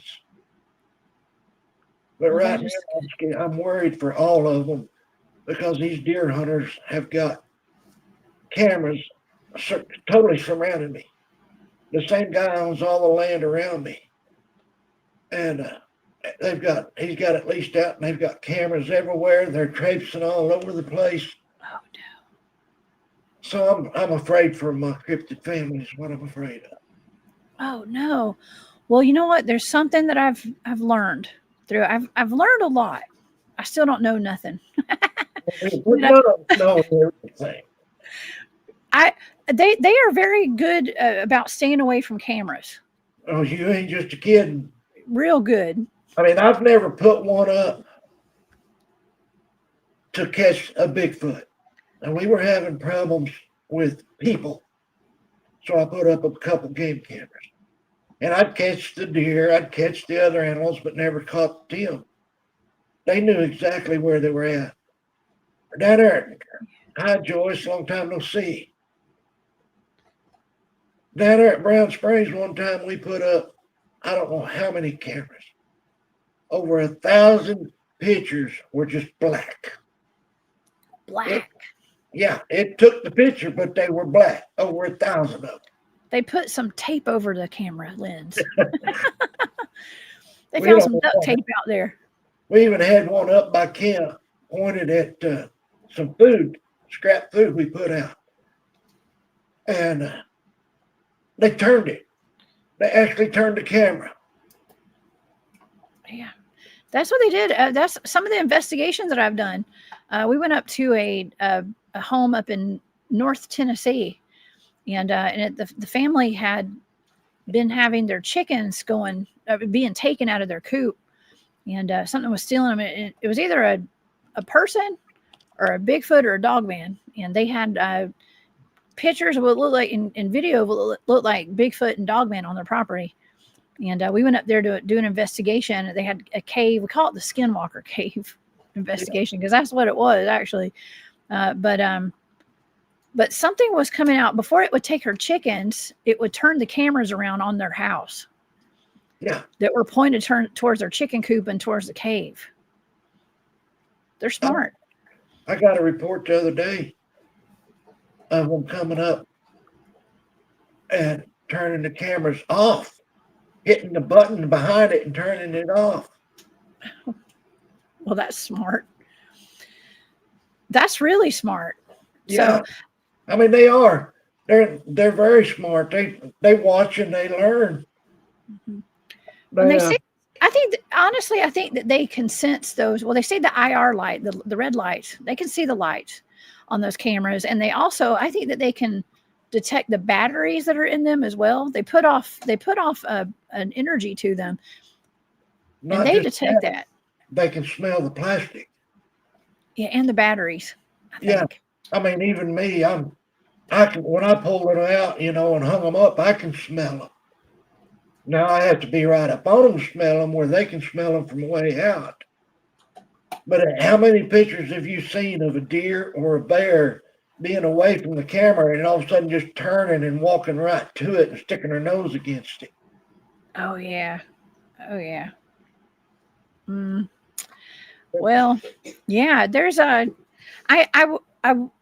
would hope that the Bigfoots, the forest people, whatever your friends that are out there, I hope that they stay undetected from those cameras. And surely they will. At least they know they have a safe haven on your property. Yeah, that's like the deer. It ain't nothing to walk outside and see 16 deer saying out here in my yard because they know they're safe here and they're not safe anywhere else. And it's that way all through deer season. They stay on my yard. Oh, yeah. Squatch Seekers of the Sound said they are headed down to Flat Rocks next weekend. Dang it. I want to go. I'm That's awesome. And going to try to get down to the Christmas dinner in December that Mark put on. Oh yeah, Mark. They're having a fireside thing too that Mark invited me to as well, coming up soon. I wish you lived closer, Gary. I know I live probably a good hour away from Mark and Rebecca. I think. A little over an hour. I've But been- you're 13 hours, right? yeah, I'm 13 hours away. Yeah. It's a And I long used- way. Now, last time I couldn't do it. I left here at 2 o'clock in the morning and I had to stop for a 30-minute nap. But usually I drive straight through. Yes, River, they were there. We didn't see them and we didn't get any activity. But I knew it was off out in the woods, and I said something to Greg about it, and Greg said, yeah, he's out there. His dog was showing it. River, I'm gonna read what he wrote so the podcasting audience can hear it, because we're on podcast as well.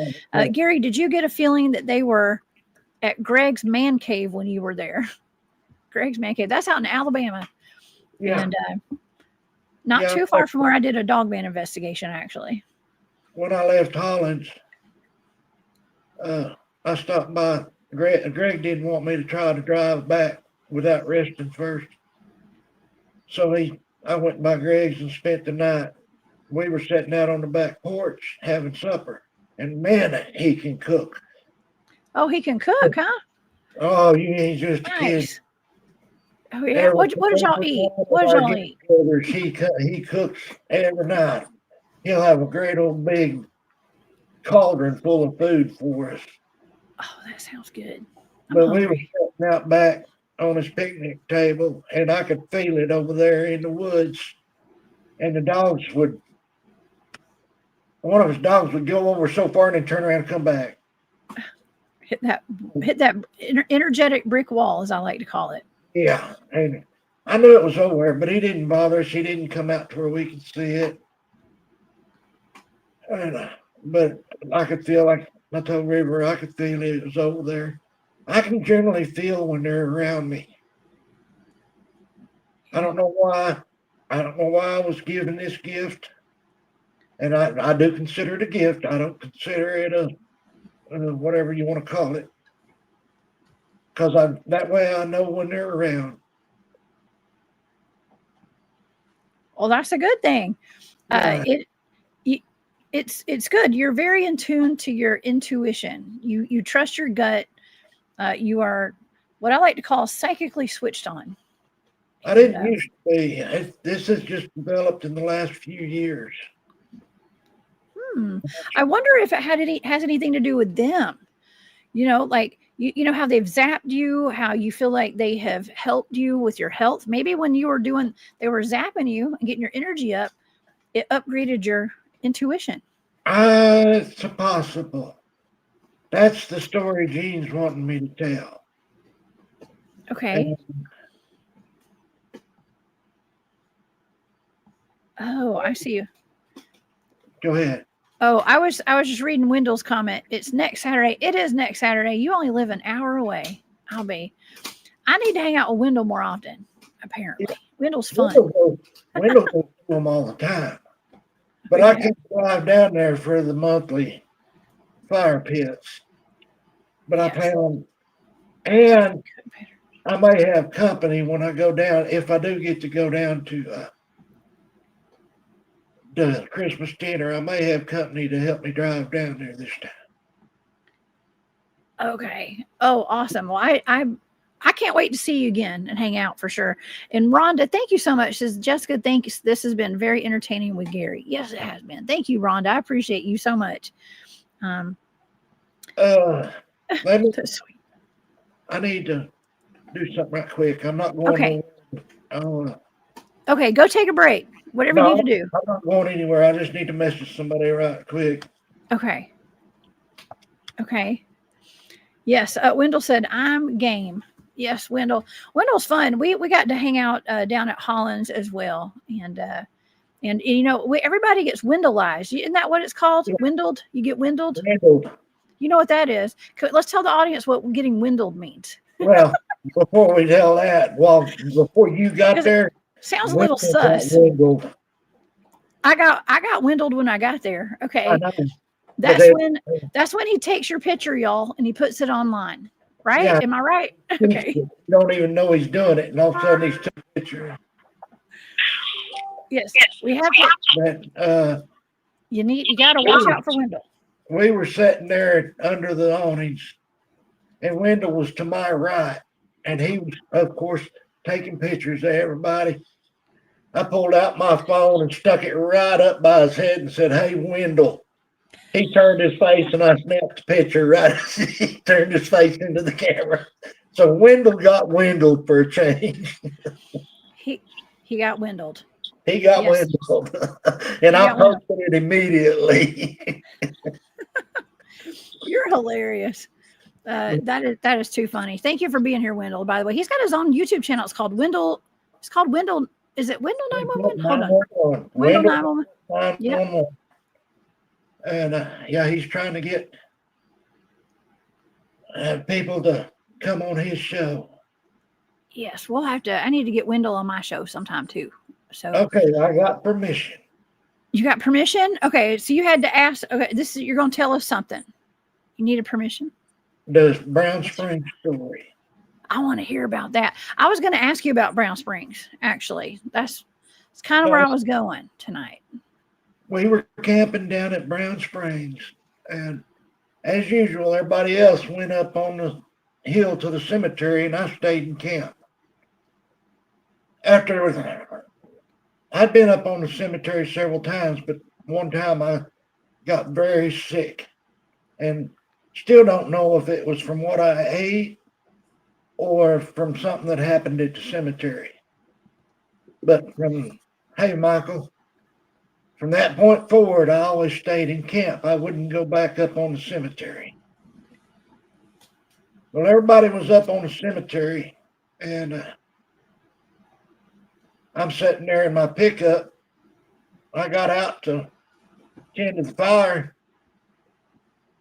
and this is where I had to get permission. I had Gene on the phone with me. And all of a sudden, Gene started screaming, "Get back in your truck now." So I got back in the truck, and she said, "What's on your right?" I said, "It's a plum thicket." "What's on your left?" And I said, "Well, the camp, and then the other side of the camp there's a deep gully." "What's behind you?" I said, "The woods."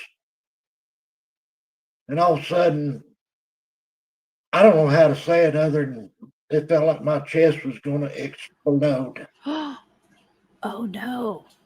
She said, "Start praying and praying hard." She said, "Something evil is after you," or something similar to that. I can't remember the exact conversation. Hi, Erica. But I kid you not, I thought my chest was going to explode. Oh, Gene said, "The big man and his two boys are there praying with you. There's 4 local Bigfoot praying with you. And there's 4 dogmen praying with you. I'm praying with you." We were all praying. Tears were rolling, and I thought I was dying. I mean, it literally felt like my chest was going to explode. Oh, no. And I kept saying, "In the name of Jesus, I command you to leave this camp." And it wasn't doing any good. Finally, I screamed, "Satan, in the name of Jesus, get out of this camp and do not come back." But I added, "In the name of Jesus, my Lord and Savior." And immediately, everything just stopped. The pain was gone. I literally thought I was going to die right then and there until that. But it took me saying, "Satan, in the name of Jesus Christ, my Lord and Savior, leave this camp." Wow. That's the story that Gene wanted me to tell. And most people don't believe it because there was 7 Bigfoot and 4 dogmen praying right along with me and her. But it saved my life. And that nobody will ever change my mind on that. Mm-hmm. And then not long, well, that was during the summer. And in the following May, I did have a heart attack. Wow. So Gene thinks that that affected me health-wise because from that point on, my health started going downhill. Oh no. But that I would have died right then and there if it hadn't have been for God, Gene, Mhm. and the living cryptids praying right along with us. Wow. Nobody's going to tell me that they don't pray. They believe in Jesus. They believe in that He is the Son of God. They believe in God, and they pray right along, just like we do. Wow. But there is bad ones out there that just like devil's got a hold of, and there's some demon-filled ones, just like people. But nobody will ever change my mind on that. And then again at Hollins, I'm with Bent Wendell. I think they zapped me to get me into the hospital and save my life again. Hmm. Yeah, I think they did too. I think they probably did too. After hearing what you're telling us tonight, I believe they did too. And this is very unique because this is the first time I've ever heard anyone say that a Bigfoot prayed Oh, along with you and no, lifted you up, and Dogman too. And I think it's very special, and it's a very real experience. there is a lot of reports Hmm. of Bigfoot saving our lives. Hmm. Children Bigfoot too. praying. And I had someone tell me, very dear to me, and he's in chat and he knows who I'm talking about. He said that he knows somebody that goes out in the woods and they kneel down together and pray together. So he believed that story when I told him. Yes. Wow. And I've got a funny story. It was told to me by my grandmother Yeah. about one that was praying, but he was imitating a neighbor and praying out loud. Really. Yeah, and across right down here, half mile north of me, across in the woods. Well, the next time they saw that person, they asked him, "What was you doing in the woods praying?" And he said, "When?" And they told him, and he said, "I was in Oklahoma City." So it was Bigfoot over there imitating him praying. Oh my But, gosh. I've heard of them imitating people before. And oh yeah, of always. course we get the Bigfoots to imitate animals and stuff out there, and you hear that, but that's pretty fascinating. Moondog Davis has an interesting point. Saint Christopher was a dog man, Yeah, the dog-headed saint, right? yeah, Something like that. Yeah. yeah. Originally, the original uh, pictures and the original stories about him was that he was not. I mean, that he had a dog's head. And if you'll go back It's and look, true. you'll find caves, all kinds of drawings of pictures of people or human body with dog head. Hmm. I mean, look at the what was his name?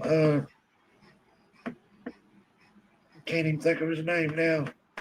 The god, supposedly a Oh, god, Anubis. Anubis. Anubis. Anubis. Yeah. He had a dog's head. God made dog man just like he made us. Now, I'm Hmm. not saying man didn't make some of the good dog men to go to war. They try to clone everything, you know that. Hmm. Oh yeah, we know that. But Yeah. God made them just like He made us. Hmm. They are people just like us, just a different race. Same with the forest people. They are people just like us, just a Hmm. different. Just like we've got Chinese, we've got Taiwanese. We're all different races, but we're all people. That's right. We're all humans. Well, I say we're all humans, but I question that. I don't know. Yeah, I don't think not all of us are all humans. Some of us we're are. a primate. They are a Yeah. primate. We're a primate. Yeah. And I don't mean a primate like a gorilla, but we are a primate. Oh my gosh. Yeah, I am in a total agreement with you. on all this, and I wanted to also go back a little bit because I say, you know, you were talking about Brown Springs, and that is a place. I thought I heard a rumor about it being closed down or like something. I heard a lot of very dark stories about it. You know, I used to do shows with Tex over at Texas Front Porch, and he used to go there a lot. Tex still goes there, and I usually go with him. Okay. We go there together. There is a lot of bad happening. We were down there camping one time, and not 3 weeks later, they found a body floating in the river just up from where we camped. Oh no, that's It's not a big good. body dump. I mean, it's been a major crossing since the 1800s. That's where they went across the Chisholm Trail, crossed right in there. Okay. But, It was a bot. It's like didn't the mob use it for like a dumping ground? The mob used it for a body dump. Other people use it for body dumps. And there's supposedly a story. I mean, there is a story that supposedly a forest person, but I don't think it was. I think it was a dog man. Caught a man and a woman, a young couple, on their hood of the car one night.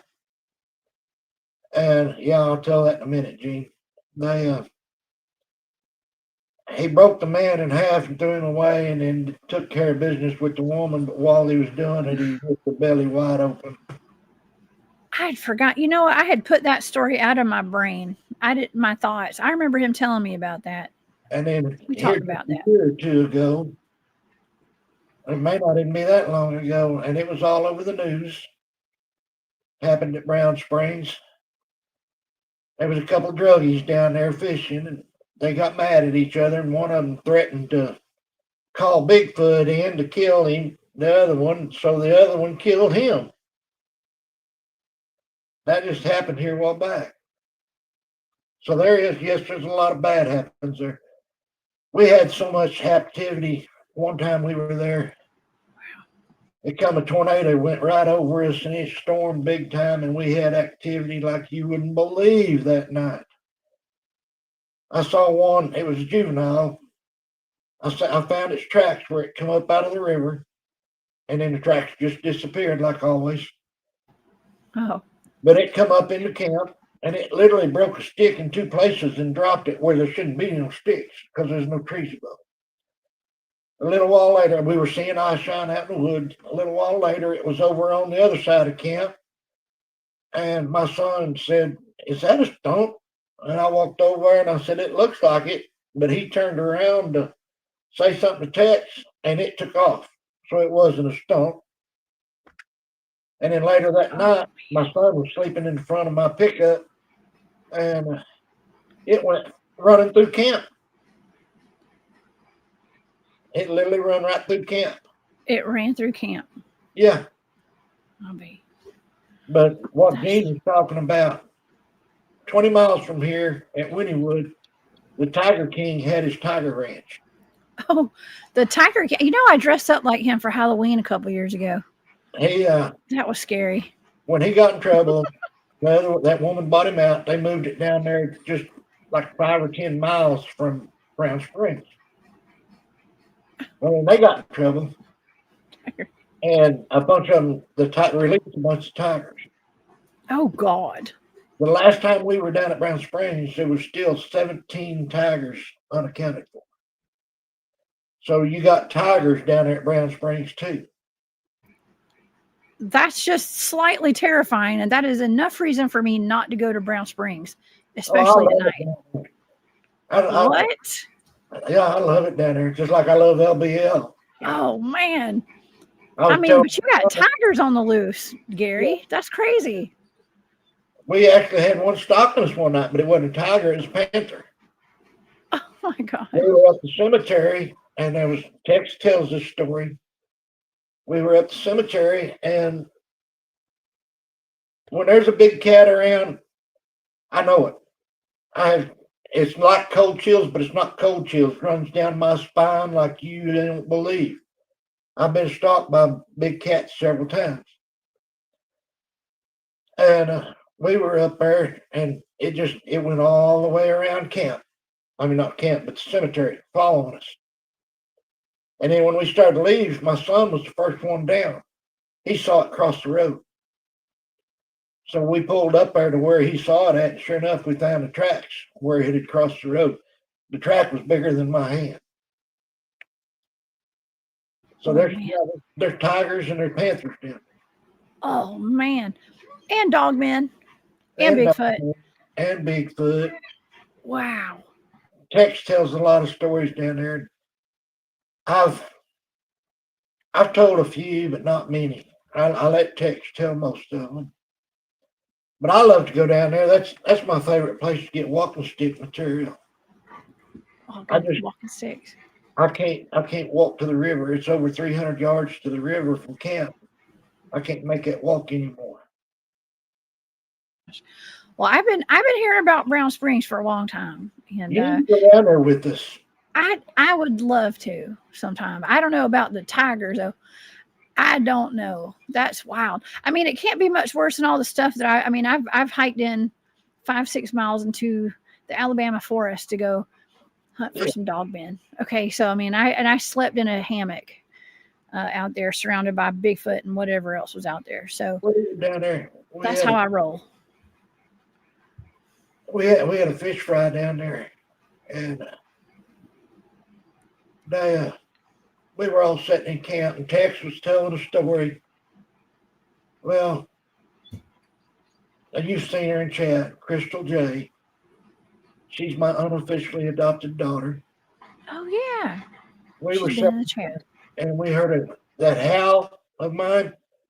We heard one that sounded just like that. Well, the next night, I think there was like 14 people there. Tex was telling a story, and everybody but Tex heard it. The same howl as what I've got recorded. The only reason Tex didn't hear it is because he was talking. I was gonna say, how did he not hear that? But you know what? I mean, I've been in situations where I've heard things that the people beside me did not hear, and it was loud as day. Everybody heard it. It came from across the river. But Crystal and I heard it the first night, and then everyone heard it the second. Oh my gosh. Well, I know that there's not just like the cryptid activity out there. I remember Tex had me. I'd done some remote viewing of an incident of him where he had missing time out there. Yeah. With his research buddy. Yeah, well, his old research buddy. Yeah, his former research buddy. Yeah, there you go. There we go. I don't know.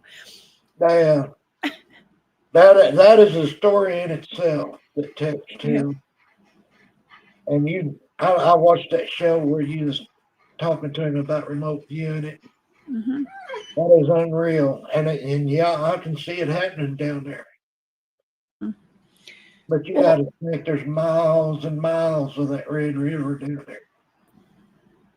Yeah. Well, I would suggest, Andrew says, yes, I've heard stories about couples at Brown Springs. I would suggest not going parking at Brown Springs, y'all. I know that's like it's kind of, I don't know if that's like outdated now. I don't know if people still do that. I don't know. I think it was back in Don't do it. I can't remember.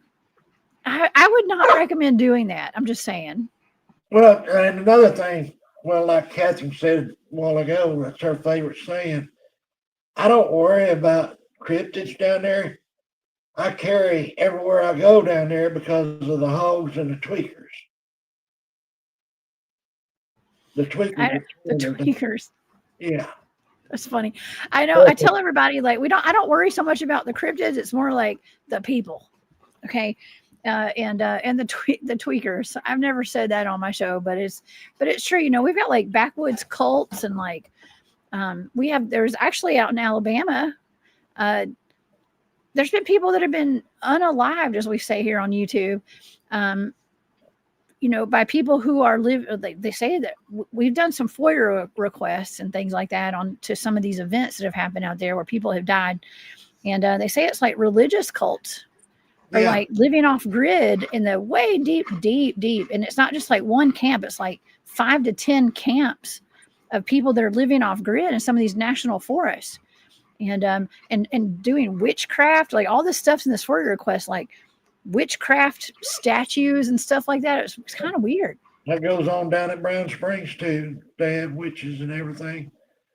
And then one night, Tex and I was sitting in camp, and I had my shotgun sitting there against my chair, and I had my pistol on me, of course, but Tex has got a habit of leaving his pistol in his pickup. I got up to go take care of business, and all of a sudden, we heard something coming running down that trail. It was loud.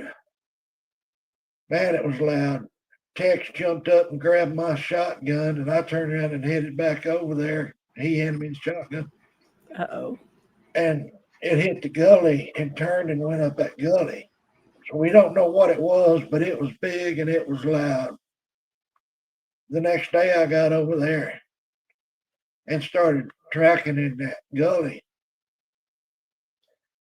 I found the biggest, I'm going to call it a dog print, but I don't think it was a dog. That thing was bigger than the palm of my hand. And I found where it came down the trail and then turned and went up the gully when it seemed we had that shotgun ready for it. Well, I guess it's good that he grabbed the shotgun then. Yeah. So whatever it was didn't come in there at you guys. But you know, somebody in the chat, I just had a comment up. This is something about witchcraft. Oh, Zinja says shape-shifting using witchcraft. Okay. Now, when you get into Brown Springs, like I always associate Brown Springs with like a dark energy. I just do, because that's what I really ever heard about Brown Springs was kind of like a darker side to something like the cemetery there and things like that. I'm sure it's a beautiful place, but there's just, well, from what I heard, it was a lot of dark energy going on out there. And when we talk about like witchcraft out in the woods and stuff, you know, we got Cherokee legends of shapeshifters like Spearfinger in the Appalachian Mountains and stuff. And but when people are out there doing witchcraft, just like is stated in this FOIA request about some of these cults in this Alabama forest, okay, if it's the type of witchcraft we're doing, like satanic rituals and stuff like that, we got to deal with that kind of stuff out there in these national parks. They may be trying to conjure up werewolves and stuff, you know, out there. We got to be careful with that. That's possible. And Brown Springs, well, we moved our camp where we first got all our activity was within a half a mile of the cemetery. We moved our camp 4 miles from the cemetery. And we still get activity, but not the dark side activity, other than that one night. Now, that one night when that I was talking about a while ago, when I thought I was having a heart attack, that was at the camp 4 miles away. Wow. But that was basically my own fault, because that's hard to explain. We had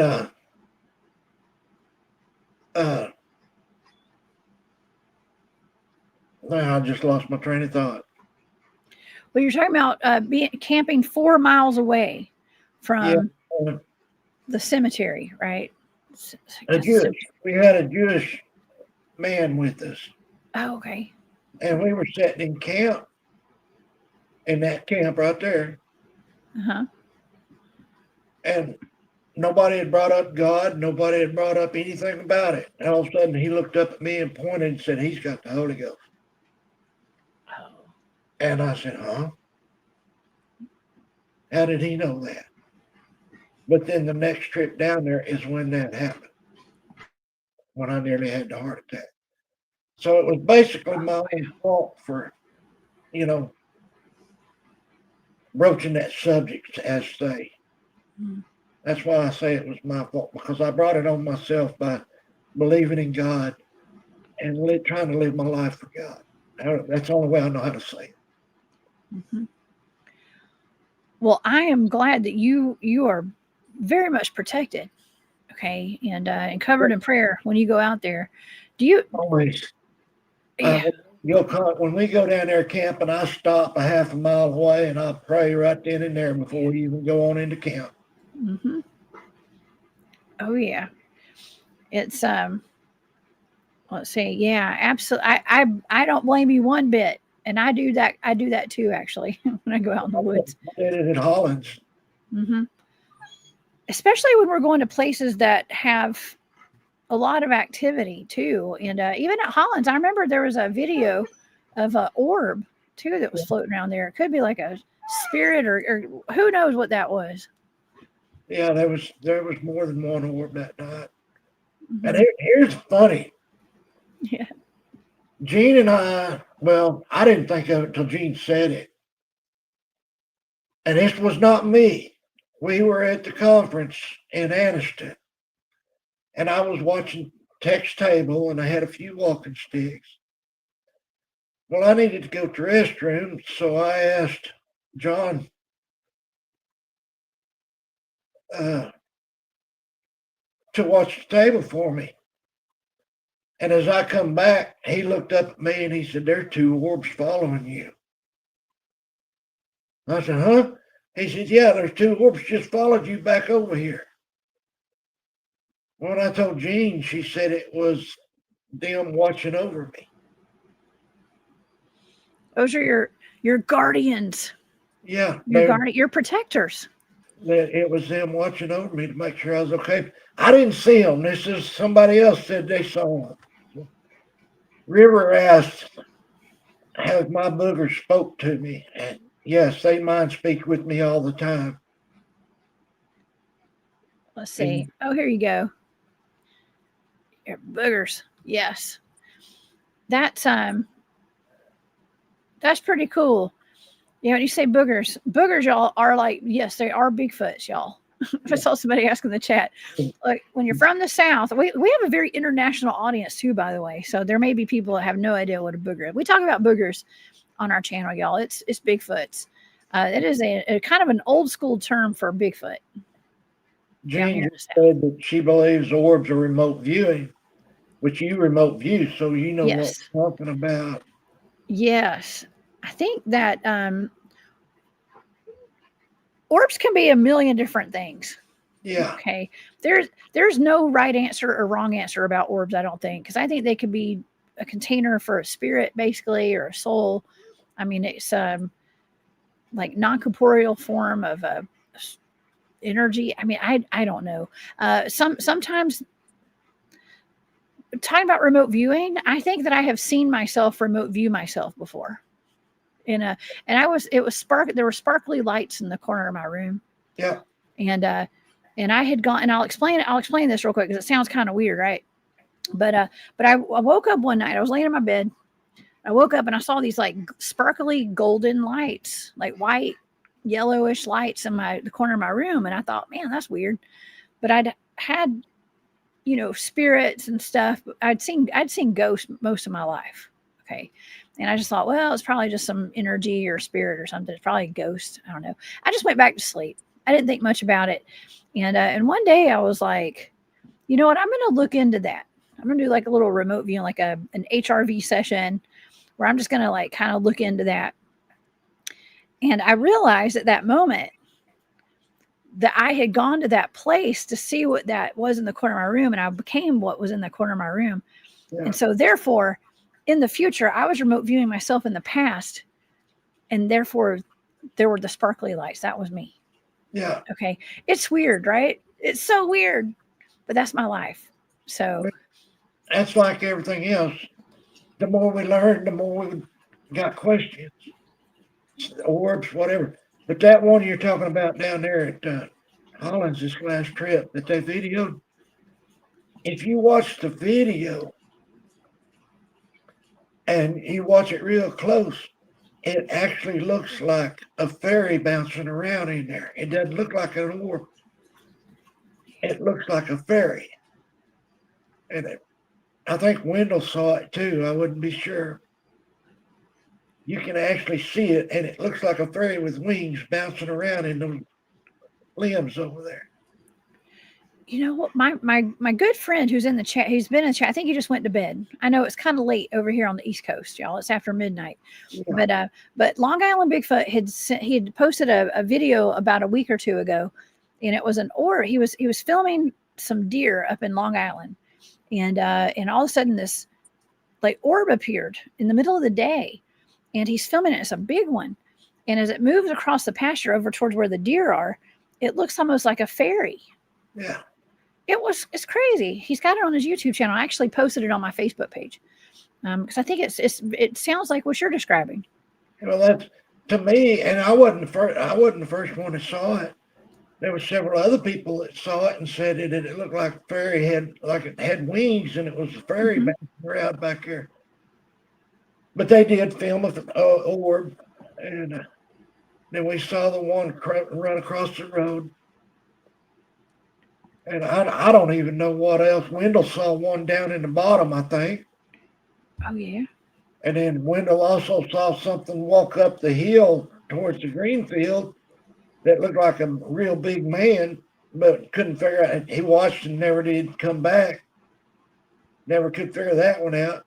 We had activity. I was there a week, and we had some kind of activity every night. And Billy, you're in chat, so can I tell the story about you and your truck? Here's Billy. He's still in the chat. Billy was there with us he was at Holland's when I was there. Yeah, Billy was there the whole time.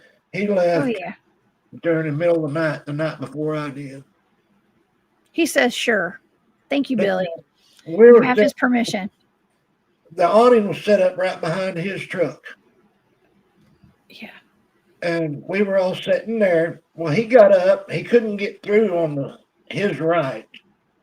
So he had to go all the way around the truck to get into the front. He went around the truck, got his glasses, and come back. And his backside no more than hit his seat. Then there was a couple slaps on the front of his truck. Wow, before his butt could hit the seat. A few minutes earlier, Donna was sitting next to me, and I said, Donna, watch over by that tree. There's something over by that tree. And she was watching it, but she didn't see anything, and I was watching it and didn't see anything. And then Billy went and got his glasses and come back. But when we walked around there and shined the lights down on there was handprints on his truck. Oh. It had come up there as soon as he walked around the truck. It come up there and slapped his truck a couple times. And we've all got pictures of that. I didn't think to send them to you because it's actually Billy's story. Wow. I'm going to have to get Billy on the show. Yeah. I'm going to bring Billy on. If Billy will come on one day. Yeah.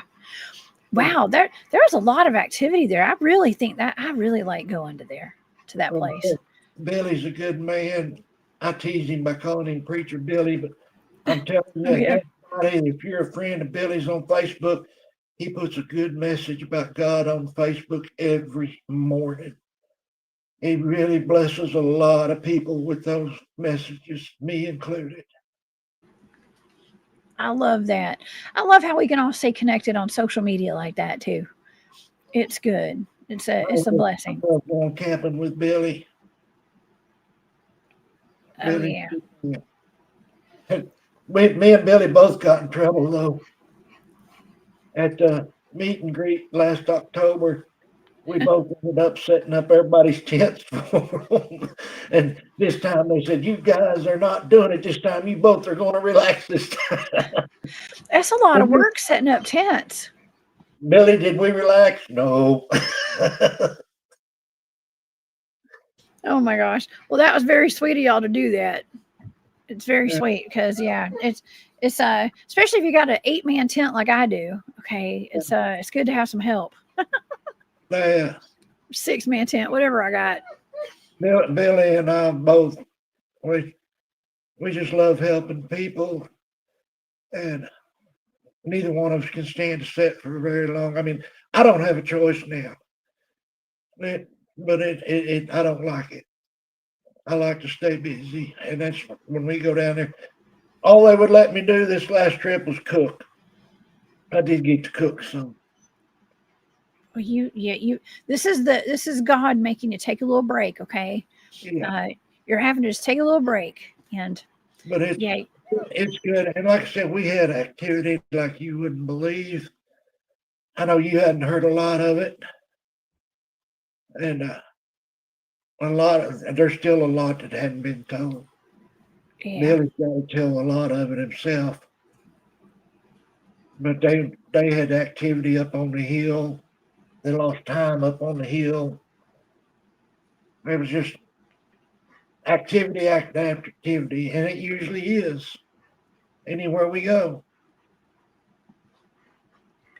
Well, it's always about, to me, it's the people. That's Okay. it. It's the people. It's not just the land. It's good to have, a lot of high strangeness on the land that you're going to, but it's the people you bring in with you. That's right. That's who brings in the high strangeness. This last trip was just supposed to be a few people, and it ended up, well, there was 30 some odd at the Saturday night fire pit, but there was supposed to just be a few people camping, and they ended up being the whole place full. Jam packed. Yeah. The more the There merrier. wasn't 121 like there was in October, but there was probably 40 or 50, wasn't there, Billy? But it's fun. And that's what it's all about, is getting with the people and enjoying yourself and just fellowship. That's what it's all about, it's fellowship. Some of the best people I've ever met, Gary, are Bigfooters. People That's who right. are Bigfoot enthusiasts and just people who love to get out in the woods. Yeah. It's the truth. It is. And when you don't, like I said, I don't go out in the woods anymore because I'm not able, but I go to the camps and do what I can and enjoy meeting the people. And they're some of the best people that I've ever met is down there at Alabama and up at LBL. No, River, I wasn't with Wendell when Roger ran. Since I saw that. I didn't know if we should put this up on the screen. We need to talk about that. I haven't heard about that. Oh, did you talk about it earlier, right? Is that what you're talking about? No, I didn't. You hadn't mentioned that. Okay. That's what I started to say, that since my health got so bad, I usually hit the bed pretty early. And I missed a lot of it. There's nothing wrong with going to sleep. I sleep really good out in the woods. When I'm out in the woods, I sleep like a baby. Yeah, Billy's right. Which time, Wendell? Right. Oh my gosh. Y'all giving Roger a hard time tonight. I see. That's funny. Roger Holler, he's a good man. We love teasing him. I call him Roger Holler. That's funny. Yeah, we do. We usually would say what happens in the woods stays in the woods, but not when it comes to this though. Yeah. Well, the only reason I do this, I think you're the sixth show I've been on. And the only reason I do it is to show the good side. Everybody always talks about the bad side. They hardly ever talk about the good side of the cryptids. And that's the only reason I do it, is to talk about the good side of the cryptids. I've never, other than that first one when he was shaking my truck, and I wasn't scared of him, I was scared he's going to turn my truck over. That's the only bad experience I've ever had. I'm not saying other people have. Yes, I know they have. But I know a lot of times that they're not being aggressive, but it scares people so bad that they think it's being aggressive. But it's their own fear. It's not actually aggressiveness. Well, and see, we think in terms of human behavior. Right. And they're not human. So what we would take as being aggressive is not necessarily aggressive. They're also a lot bigger than us. Oh yeah. And they're daunting. They're bigger. They have a bigger lung capacity. They're louder. They're more, they're not human. You can hear them breathing a long ways off. Yeah. But And a lot of people have had negative experiences. I understand that. Like I always say, there's good and there is bad. But I just get tired of people all bad. They're all bad. Like I know some people that say every dog man out there is evil and bad. No, Dogman has helped save my life just like the Bigfoot. And if they were all evil, every time somebody goes to Dogman Ranch, they'd get killed. Because we were surrounded at Dogman Ranch every time I've been down there. Not by Bigfoot, but by Dogman. I mean, there's Bigfoot there too, but the Dogman's what's all around us. I was the first one there this last time, and there was 5 around me. I was on the phone with Gene, and we were both talking about it. We knew exactly where they were at. Well, I don't believe that they're all bad, but let me tell you one thing. I have noticed that people, when I do a lot of shows, okay, yeah. And I do talk about. I have covered in the past. I've covered a lot of potential Dogman attacks and stuff, and and it gets a lot of views, okay, yeah. And that's what you see on YouTube a lot of times are like people like Dogman attacks, the beast of LBL, that kind of stuff, and I have looked into a lot of those cases, right? Remote viewing. I've been given some blind targets. A lot of times, I have to be honest with you. I think a lot of the cases where people believe that a dogman has attacked a family, a person. Now, not all of them. I think the dogmen, there have been cases where a lot of cases where people have been attacked by them. But I think there's also a lot of cases where they're suspected to have done that. And I think they're big cats that have attacked these people. Yeah. Or something else. People say that a big cat won't take their food up in a tree. Yes, they will. I've seen deer up in a tree that a big cat took up there. I've seen big cats take calves up the trees. A lot of times it is misidentification. River asked a question. Let's see. Here we go. I like how River's putting it in all caps. Thank you, River. It says, Gary, what was your scariest encounter, mate? The only time I have been scared at all was back in 77 when I thought it was going to turn my truck over. I've never been scared. Well, I take that back. That time in Brown Springs when I thought I was having a heart attack, but that was not from a cryptid. That was from Satan himself. Mm-hmm. That was actually my scariest time. But like I said, that's not a cryptid. The only time I've been scared of a cryptid is when I thought it was going to turn my truck over. Those are 2 terrifying encounters. Gary, you know what you could do? You could write a book. You should write a book. I'm not kidding. You've got some good stories under your belt, and they're pretty terrifying. 2 of them, at least, are terrifying. They're all great, though. Yeah, like I said, that wasn't cryptid. Cryptids saved my life. They helped save my life. It was caused by Satan himself. And I'm sorry to say, but Satan is still after me. I fight every day to try to keep my faith. But like I said earlier, God's keeping me around for a reason. Maybe that's why. Yeah. Like I said, you're the ambassador. You're like a liaison. Okay. Actually, just to put the good word out. Okay. When it comes to them actually helping you. I mean, I get a lot of people saying, these things are pure evil. They're pure evil. That's not been my experience. My experience personally, neither is yours. No, I told you about that one interview. Everything he had was evil until he talked to me, and that opened his eyes, and he started checking with other people and started seeing that there's a lot more good than there is bad. It's just that there is some podcasts out there that they hide the good and just tell the evil or bad, whatever you want to call it. Hi, Hillary. And if you disagree with, there's one podcast, if you disagree with him, he'll literally kick you out. No. One night, No. he was interviewing this lady, and she started telling a good story, and he shut her up. Uh-oh. Don't say the name, okay? Because we don't want any beef. I wasn't going to. Look, we don't need no podcasting beef. There's enough drama, okay, out there.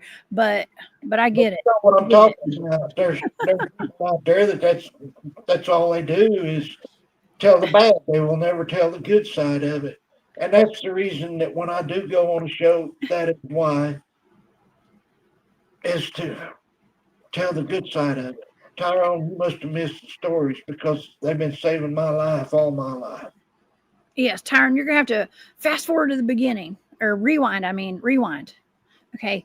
It's the Dogman and Bigfoot have saved Gary's life. And we're actually, it's very similar. Like I like to put out good messages with Bigfoot and Dogman. I like to bring people on that have had all the different range of encounters with them because they are not all bad.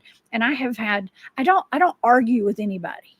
Okay. Yeah. I don't argue, but I love discussions about it. And I've brought plenty of people on the show, and I've talked to a lot of people who, like I said, they say, oh, they're pure evil and they've got these red eyes, and the red eyes mean that they're demonic and stuff. And I'm like, I don't know, and it's okay if we don't all agree on everything. Okay. Because none of us really know. And there.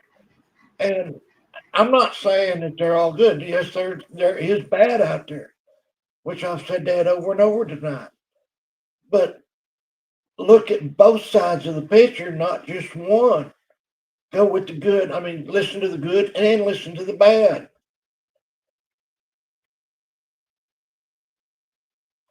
Yeah. Well, I like for everybody to make their own decisions. Okay. But coming from people who have had real encounters like yourself and me, we've had some real encounters. Yeah. You've had a lot of encounters. You got them living on your property, looking in your bathroom window at night like flat rocks. I'm just kidding. I don't have. Listen, when I grew up on a farm out in the middle of nowhere, and my parents had lace curtains up. And when I was a kid, Gary, I swear there was something looking at me every night through those curtains. Every night, I could feel it. Yeah. But I don't know what it was. I never saw anything, but I know there was something watching me when I was a kid. I know it because I could feel it. That's it. A lot of people feel it, but they ignore it. That's what I did for years. I could feel it. I could hear it, but I just ignored it. And finally, my best friend Jean got me started. She got me to listening and understanding what I was hearing. Jean has taught me a lot. Jean grew up with them. She's had them around her all her life. Both of them. So she knows exactly what's going on. Huh. And she's helped me to realize and, how do you say it, expand my gift. Yeah. I think you're doing a great job. I'm excited, and like I told you, every time I've talked to you, Gary, I swear, every time I've ever talked to you, I swear, you always preface whatever you're going to say by, well, people think I'm crazy or something. And I'm like, no, Gary, you don't understand. My channel, listen, you come on my channel, you're in good company. You're preaching to the choir over here. Okay? They think I'm crazy, all right, but that's all right. But all I tell is my experiences and what I've learned from them talking to me. And it's, as I said at the start, in my opinion. I don't ever say, this is it. This is it. It's in my opinion. Because nobody knows. Just like you said, we don't know the truth. Only God knows the truth. But we'll learn it one of these days. And I look forward to the day when, I hadn't told you that part yet, but I look forward to the day when I meet the big man and his family in God's blue heaven. I told you, but we hadn't talked about it on here. Oh, yeah. Yeah. Well, I used to always say that too. I always used to say that. I'd like, well, it doesn't matter. When I die, I'll know everything then. Yeah, that's right. Well, Well, I always say that, but then I was like, you know what? I also want to get out there and figure it out. Maybe I will never figure everything out. We never will figure everything out. Okay. But I wanted to go see if I could. And I want to get out there. And that's why you and I are here right now, because we both have had the curiosity and the drive to get out there and look for it ourselves, put our boots on the ground and get out there and not just sit around and listen to what other people's opinions are and what they've experienced. We're doing it ourselves. We're in the middle of it. Yeah. And I told you, I don't have to go in the woods. All I got to do is go camp. I don't care where I'm camping. They come to me. But, and you're right. We're not doing it to try to prove anything. We're doing it to learn for ourselves. And even though we'll never learn it all, every time we go out, we learn more. And every time we talk to somebody that doesn't know that much, they learn more. Mm-hmm. And we learn from each other. That's the whole point, is to help people. Yeah. It is.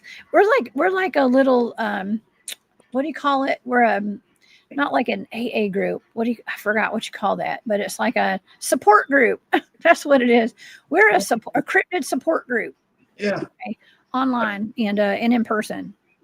And you know, a lot of times we help somebody without even knowing we've helped them.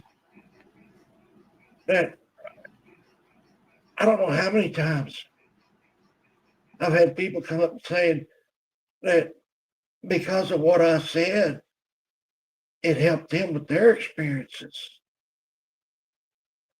And, you know, it's not supposed to, but it does make you feel good when you do that. It sure does. Larry's got a question there, and it's a good one. Yes. Well, let's get Andrew's question real quick. It says, Gary Spikes Sr., do you think you and I have been chosen to have decent experiences? I never felt anything bad. I don't think we're chosen. I think it just happens that way. And just like I always say, one of these days I might come up on one of those bad ones that means me harm. But I can tell you this much: if it's anywhere here close, the big man will take care of them. And like I told you earlier, as big as the big man is, I don't think any of them is going to mess with him. He's your bouncer. He's my bouncer. The head of your security. You got a Bigfoot security detail. Security detail around the house. Larry has this question. Gary, do you think the cryptids have marked you? Yes in a way and no in a way. It's not because they marked me.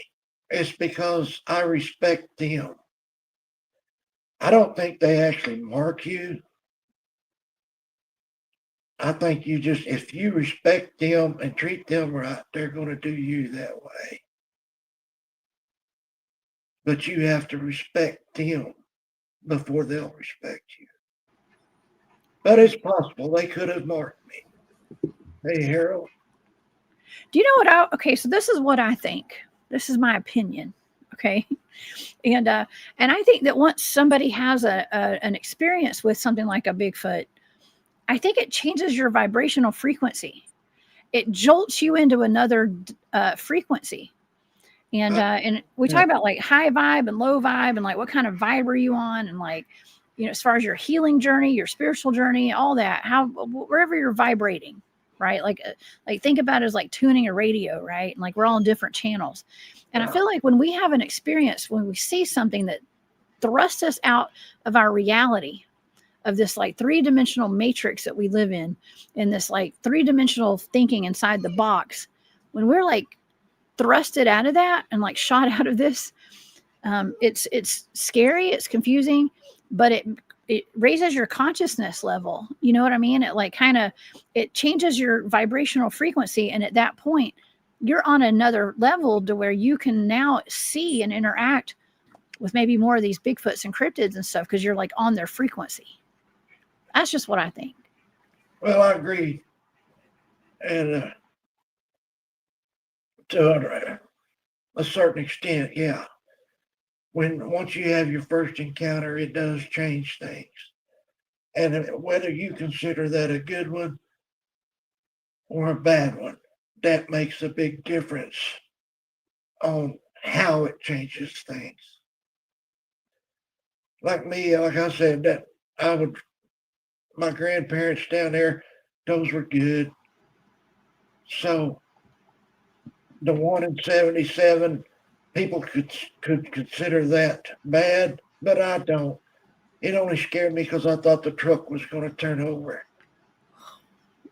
And And you had your kids in there. Yeah. It shocked me that it could run over 50 miles an hour and keep up with us, but I learned a lesson. Yeah. But wait, what lesson did you learn? Just not to go back to that spot, or not to mark your territory? No, there was a good story about Brown Springs that Tex tells. I'll tell you in a minute. I learned that they can run as fast as you can drive, especially on a gravel road. Oh my gosh, that's scary. Yeah, I mean, you're out in the country on gravel roads, you're not going to be able to go 100 miles an hour. And at 50 and 60 miles an hour, they can keep up with you. I don't care if it's a Bigfoot or a Dogman, they'll both keep up with you. But you're just talking about marking your territory. We was down there at Brown Springs, and everybody was going around on the side of the vehicle to go to the bathroom. Well, the owner of that vehicle went around there, and all of a sudden he hollered out, "Who put their greasy hands all over my truck?" So everybody walked around there to look. And there was a palm print on the top of his truck, bigger than anybody there.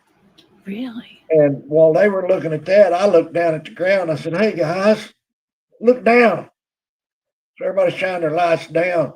And where a man's puddle is maybe, about that big around, there's a puddle down there bigger than a big 55-gallon drum.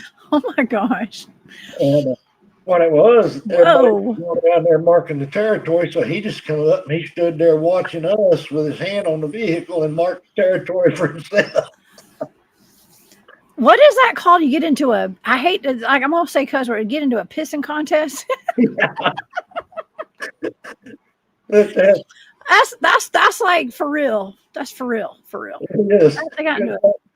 It was unreal. I mean, there was a spot on the ground down there. Oh my gosh. That's a real life contest right there. Yeah. And that's hilarious. Well, we've had some good stories, and we've had a lot of good experiences, and some have had bad experiences down at Brown Springs. And like I said, when I got sick up there at the cemetery, that was bad, but that was not their fault. And then when I nearly had that heart attack, that was bad, but that was they saved my life. Nobody will ever convince me different on that. Well, I think it's amazing. I think it's pretty cool. You have that kind of a relationship, or just an understanding with them like that. It's mutual understanding, but it's also, I don't know any other way to put it. It's also love. I love them and they love me. Mm-hmm.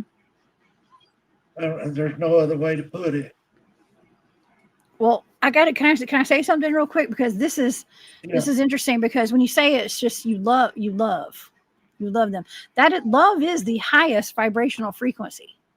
And we're talking about vibrational frequencies, and like that's what I was saying. Like, once you have an experience or something happens, like it basically raises your vibration, or maybe it lowers it sometimes, too. But you get on you start attracting beings. I'm not just talking about humans, but any kind of being that has that same vibrational frequency that you are.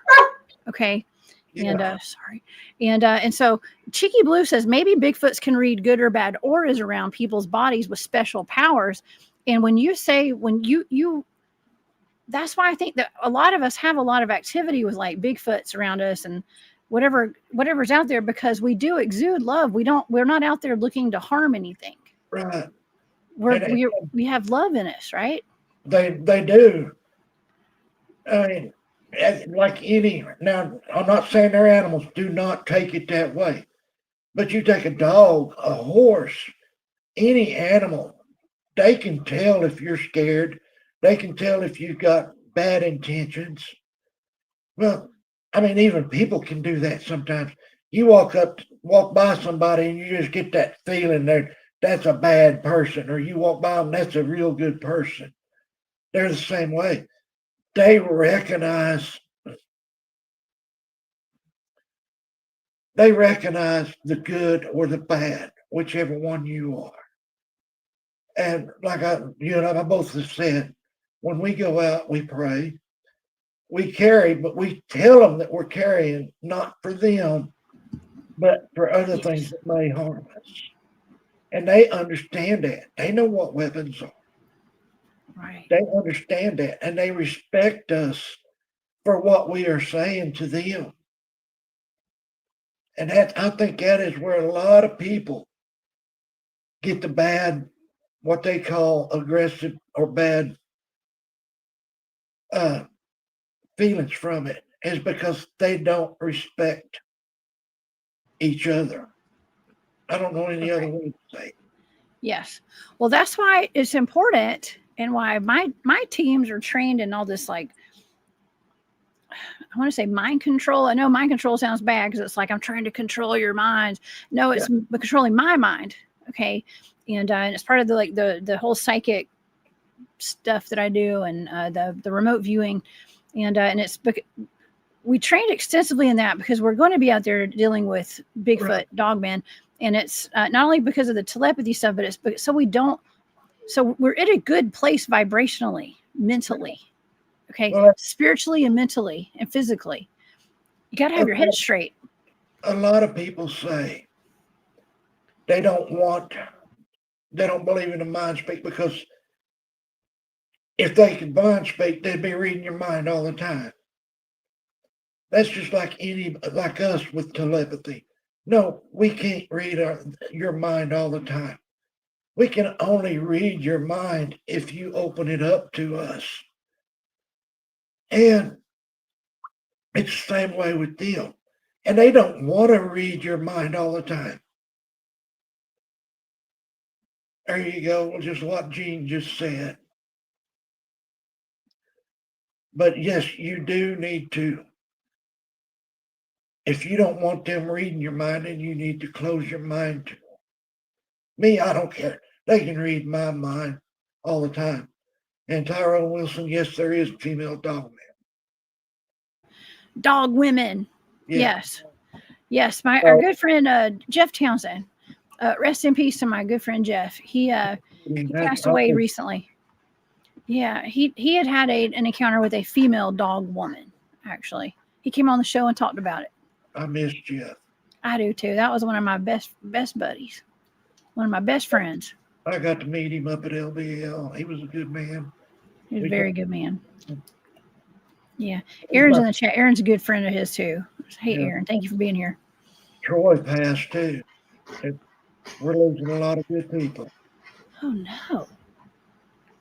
My goodness. Yeah, you didn't hear about Troy? Greg? No. Yeah, the one that always came with Greg and talked. Yeah. I can't think of his last name. Yeah, he passed. Was this recent? About a month ago. Well, oh my gosh. Yeah, we have to talk after the show. Okay. Billy, you still in here? Oh no. Let's see. I think Billy went to the funeral. Yeah, he was a good man. Yeah, Aaron said 2 stories. He must be here. Yes, I know. There's Aaron's a good friend of Jeff's as well. And she said she had mentioned Jeff earlier, and I was thinking about Jeff too. So yeah, he's here with us. How long's it been, Wendell? since Troy Troy passed. Allen. Yeah. He was Greg's, Al White was his name. But Troy Allen passed away. Man, that's why we gotta, man. Plus, there were a lot of them. We are. Well, I didn't think it'd been very long ago. Oh my gosh. Damn. Well, I can't help it. We're getting old. I mean, we're all getting old. Hey, you know what? Getting old's a good thing. Okay. And you're not. You're still young. Ask my son. My son thinks I'm he thinks I'm an old lady. So that's okay. He's only 11. When he gets to be my age, he's going to be like, man, I can't believe I thought my mom was old. Mine's young. At that age. Grandkid is older than that. Oh my gosh. I'm old enough to be a grandma. Okay. I know. Oh, Troy's fine? Okay. You said Troy. Al White. Okay. It was Troy, but it was Al. Okay. Thanks, Billy, for straightening me out on that. My memory's getting bad. Oh my gosh. Man. Well, I feel like Jeff might be with us tonight because Aaron and I both are thinking about stories that pertain to Jeff, and he was out there. Actually, I was supposed to come meet y'all in October. I was on my way out there, and I got lost. My GPS took me on a trail that said like White Oak or something like that. White Oak, and it's closed. White Oak. I turned left off the highway, and I went down White Oak. And my son, I thought we didn't know if we were listening for banjo music. Okay. At some point we had the windows down. I drove through 2 creeks and a river and over a berm. And I thought, this is not good. There's no way people were getting their campers out there, through a river. I was like, we're at the wrong place. And I had no phone service or anything. It was so bad. So we ended up just turning around and going home. Well, yeah, I remember that. Yeah, that was rough. I was meeting Jeff though. Jeff came out to come meet us out there, and I couldn't even get to Jeff. By that time, I was so tired. By the time we finally got out of there, I came home. So that was when you had your health scare out there. Yeah. Yeah. I'm so sorry that happened to you. I'm not. It got me in the hospital and got me fixed. Yeah. I was close to the point of dying. I was so low on potassium. But that when I went to Anniston to the conference and then was coming back, it turned me down, tried to turn me down that road, and they had a gate closed off the highway, so you couldn't even get on it anymore. Oh, no. Yeah, River asked a good question.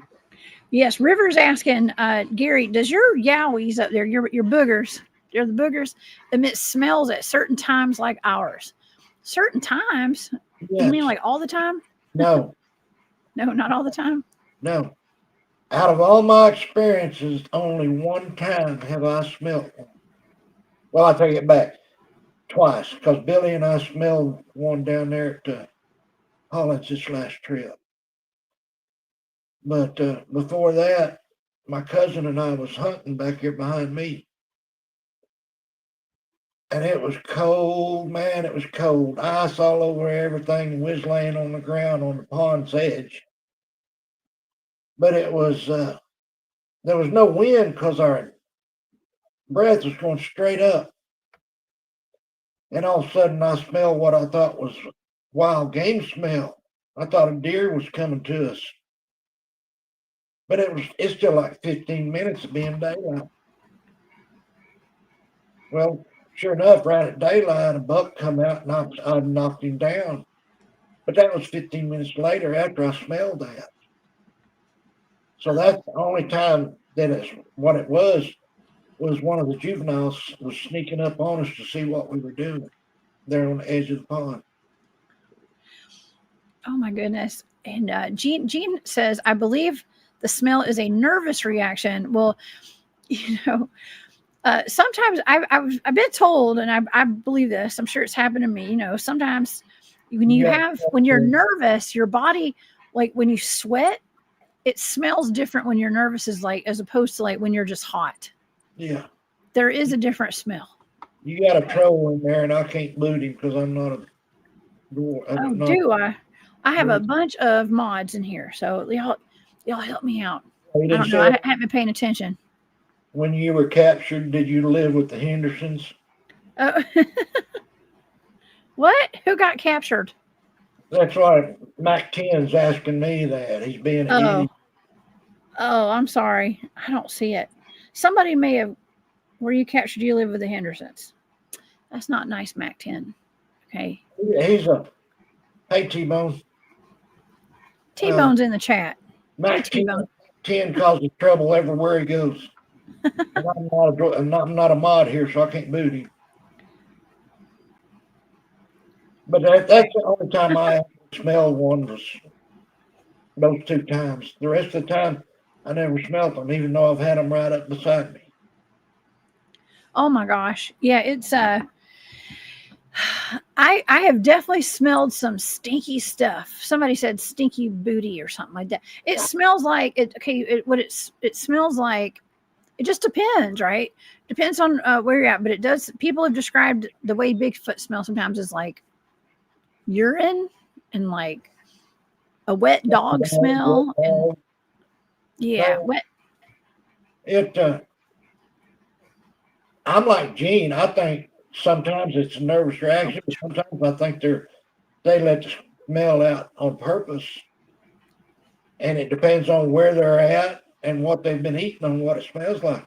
Like I said, that first time it smelled like wild game. But then down there at Hollins, it smelled like something dead. But it wasn't, if it had been something dead there, we'd have been smelling it the whole time. And it didn't win. It didn't stay a whole time. Yeah. You said that there was no wind, right? And so your breath was going up. And so for something just to like the waft, is that how you say it? A waft? Yeah. I don't even like you just get like you get a whiff of a scent. It's just out of nowhere. It had to been almost on top of me for me to smell it like that. Oh yeah, man. Yeah, it's I don't know. They can smell. They don't always stink though. They don't always stink. No, they don't. They have been in our base camp plenty of times. I have not smelled them. I mean, I have literally been run up on. Okay, and I didn't smell it. Yeah, I didn't smell anything. I've been around them. Well, like I've told you, they've been in my house, and I didn't smell anything. Yeah.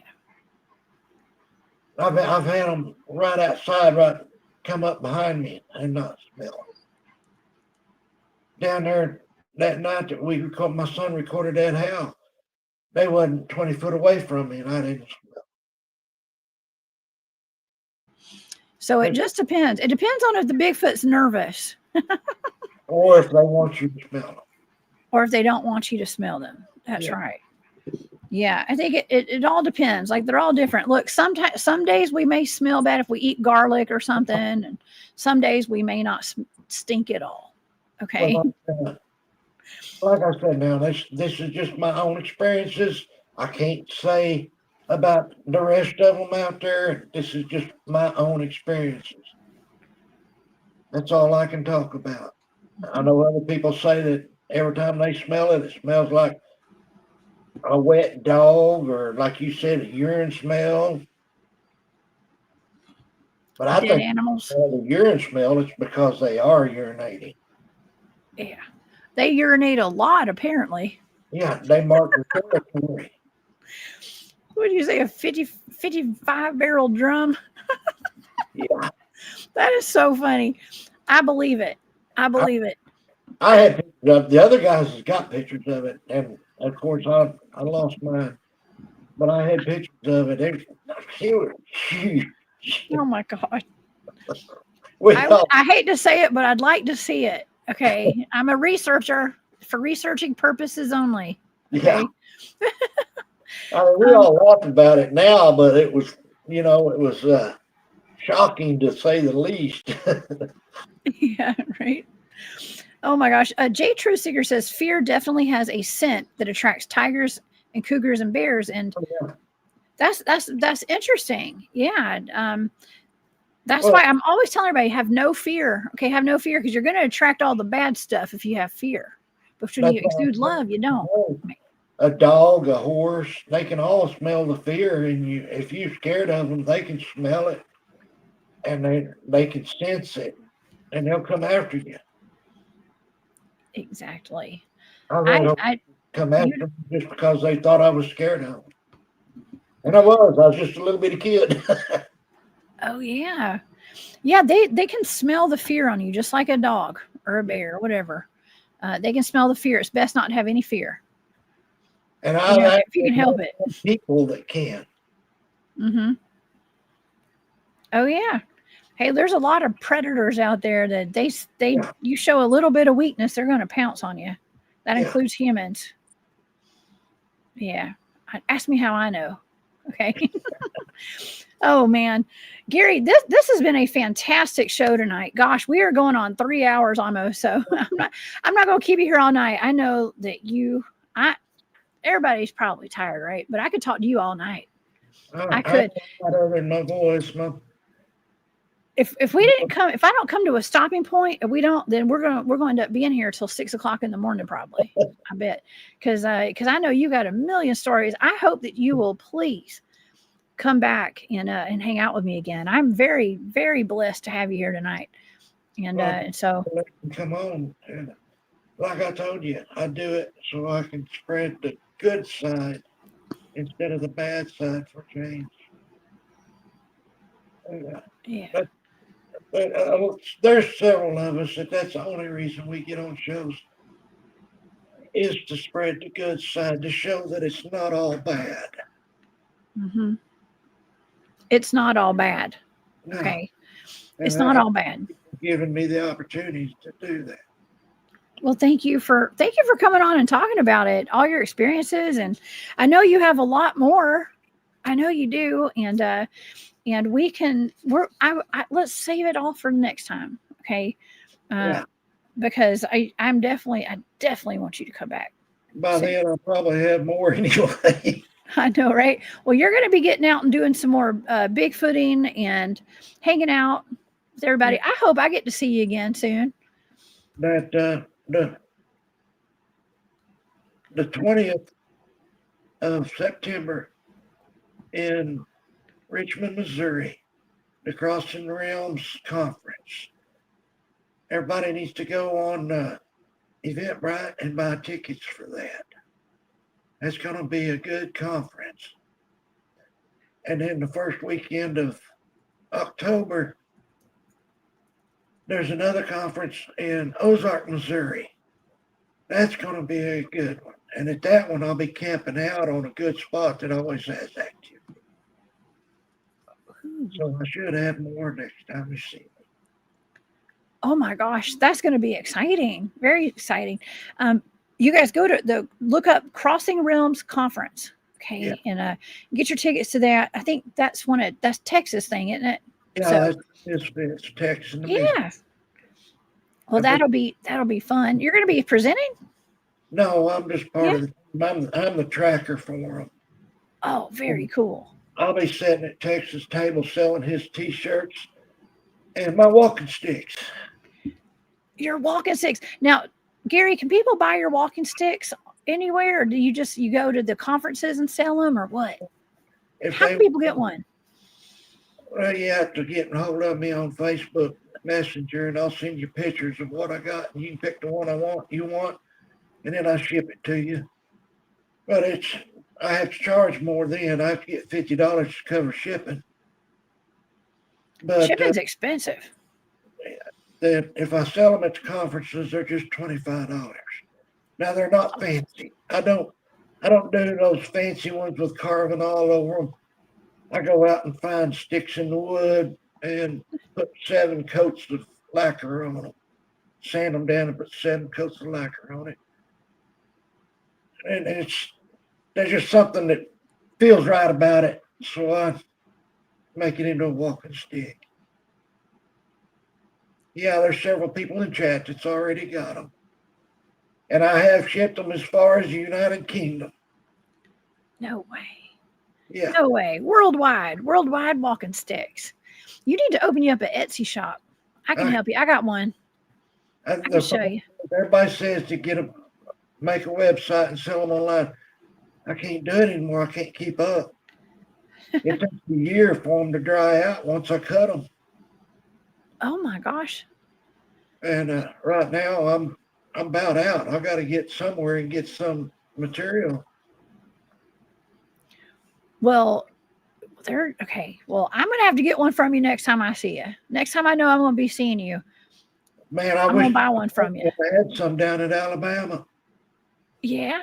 Do you carve stuff into them too, like designs and everything, like Bigfoot? Yeah. Every once in a while I'll get some that I'll put. Well, like one woman wanted a lightning bolt on hers, and lightning bolt. I put a lightning bolt on it for her, and one guy wanted his name in it. I did that. I shake so bad that it's hard for me to do that kind of work anymore. But I had to quit carving it. But I can do it a little bit, but it costs extra when I do that. Yeah. The ones I really like are the ones that's got, like I just did today, it's got worm tracks all through it. They make pretty ones. I've got one I'll have to show you. It's very unique. It's cedar, and worms don't usually like cedar, but this one is ate up. It looks like spiders all over it. Oh. Now that one's very expensive. It'd take $200 to buy it. Oh my gosh. I bet it's beautiful. I love any kind of handcrafted, whittled wood, carved anything. Okay. I love it. I remember to bring it if I get to make it to the Christmas dinner. I'll try to remember to bring. Well, I'll have it in 2 weeks at Missouri just for show. Oh yeah. Oh my gosh. Well, y'all hit up Gary if y'all need a walking stick, and you're going to be seeing him, okay? Or even if you just want one and want one shipped. Okay? Yeah, I've got one. I love that. Nikki and her son, and one for Andrew, and then I'm trying to have 20 or 22 to sell up there. That'll help pay for the trip. Mm-hmm. Oh, awesome. Like I said, I just get $25.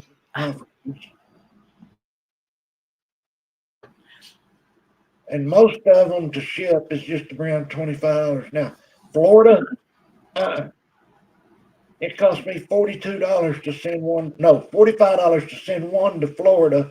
I sent 2 to the United Kingdom, and it cost me $42. $42 isn't that bad. I would think it'd be like over $100 to send some. Listen, you just send an envelope. It's expensive. Well, it ain't envelopes. I know. I'm saying just an envelope's expensive is what I was going to say. Yeah. I have to buy the box for them. Yeah. Oh my gosh. I enjoy doing it, or I wouldn't do it, but I can't sell them, online I can't keep up. My health won't let me keep up anymore. I'm lucky if I make. Well, it's taken me 4 days to get 4 ready to lacquer. Oh my gosh. Well, I can't wait to see your walking sticks and stuff. I love it. And we can all of us Bigfooters could use a walking stick too. Yeah. Anybody that's out there hiking needs a walking stick. The most of the crowd's already got them, but you didn't get one when you were down in Alabama. Yeah. I need a walking stick. I do. I need something to poke at the snakes that I run into and stuff. Well, you're keep snakes away. Facebook, so how tall are you? I can't remember. I'm like 5'8". I'm about 5'8", just in case anybody's wondering. Okay. I knew you were taller than me, but I couldn't remember. I'm about 5. It depends on if I got on heels. I can be over 6 feet tall if I wear heels. Okay.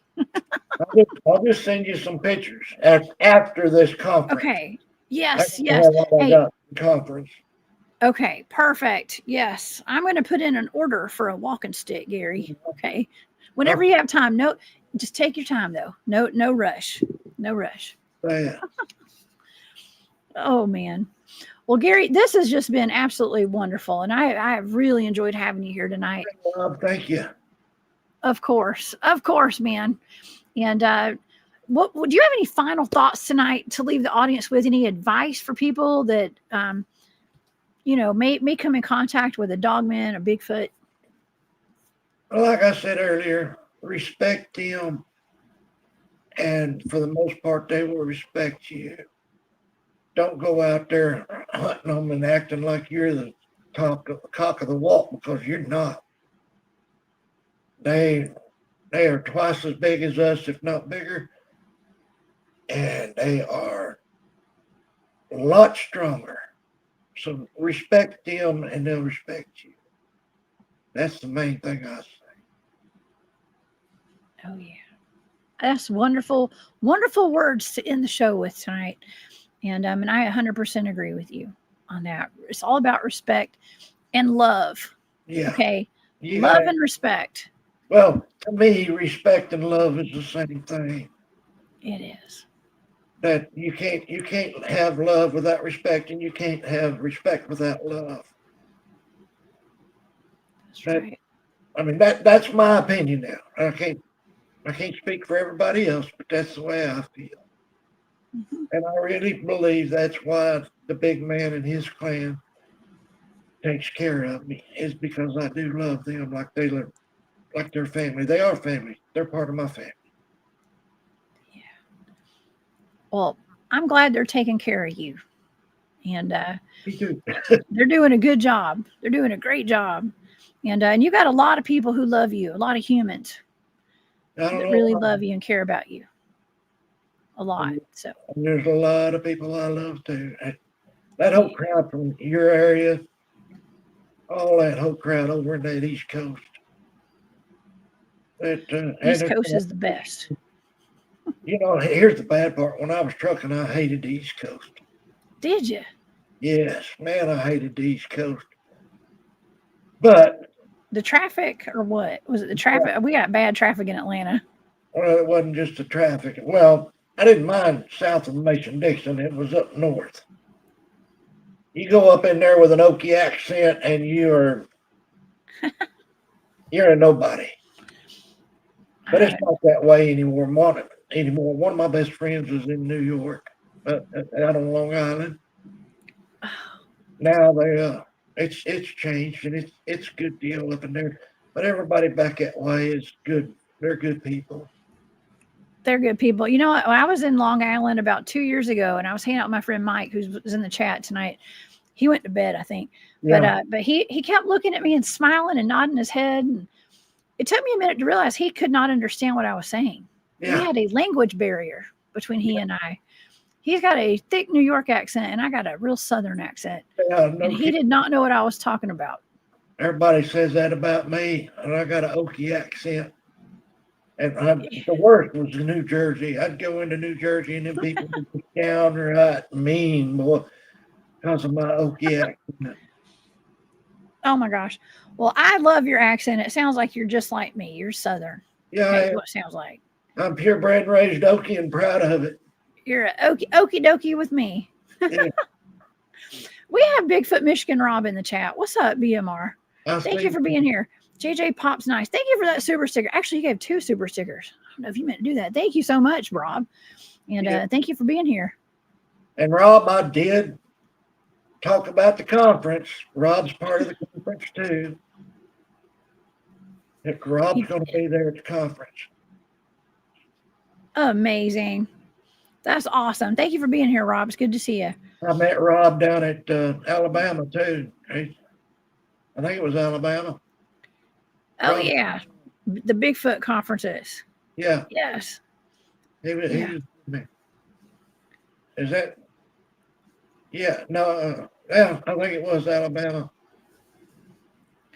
That's where y'all were going there when I came and met y'all at Hollins, right?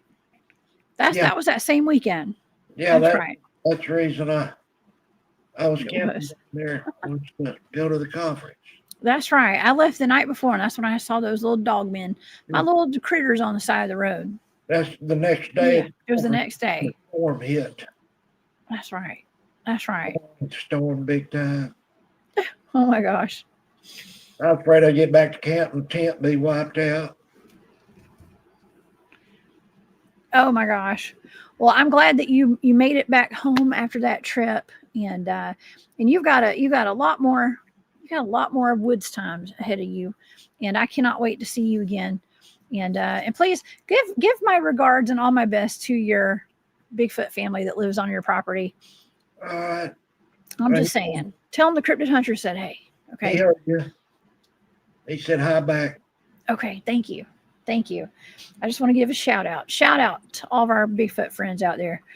And I love that. Please, I know they know to take care of you. They're watching over you, and you have a big purpose here on this earth. And I do want to reiterate that you have a lot of humans who also love and appreciate you and watch out for you too. Yeah. And I want to thank everybody for coming to the show, watching us tonight. Mm-hmm. That, you wouldn't have a show if it wasn't for the people in chat. Mm-hmm. There wouldn't be any reason for us to be here if it wasn't. That's right. That's right. Listen, the chat always makes the show, and it's moderators too. Everybody makes the show a million times even better, having an interactive chat. And all the people who are a part of this. Yeah. River says, Pops, I got an Australian accent, mate. I love his accent. I love hearing him talk. Him and JoJo, both. Our Australian friends. That's right. Yeah. Like I said, we have a very international audience. We do. We do. There was somebody in here from overseas, and I can't remember now who it was. We have a lot of people from overseas. Do y'all see how Gary watches the chat? You are good. You are a professional at this, Gary. I can tell. You were catching comments before I got them. Yeah, tonight. I'm impressed. Yeah. Sometimes it gets hard when you got too many shows up, but oh my gosh. Well, Gary, everybody, y'all can now put in case you didn't know what Gary looked like. I know you see Gary Spikes in the chats. Now you know what he looks like, y'all. This is Gary. In case you hadn't seen him before. Okay, it's good to put a name with a face, or a face with a name. It's good to do that. Oh man.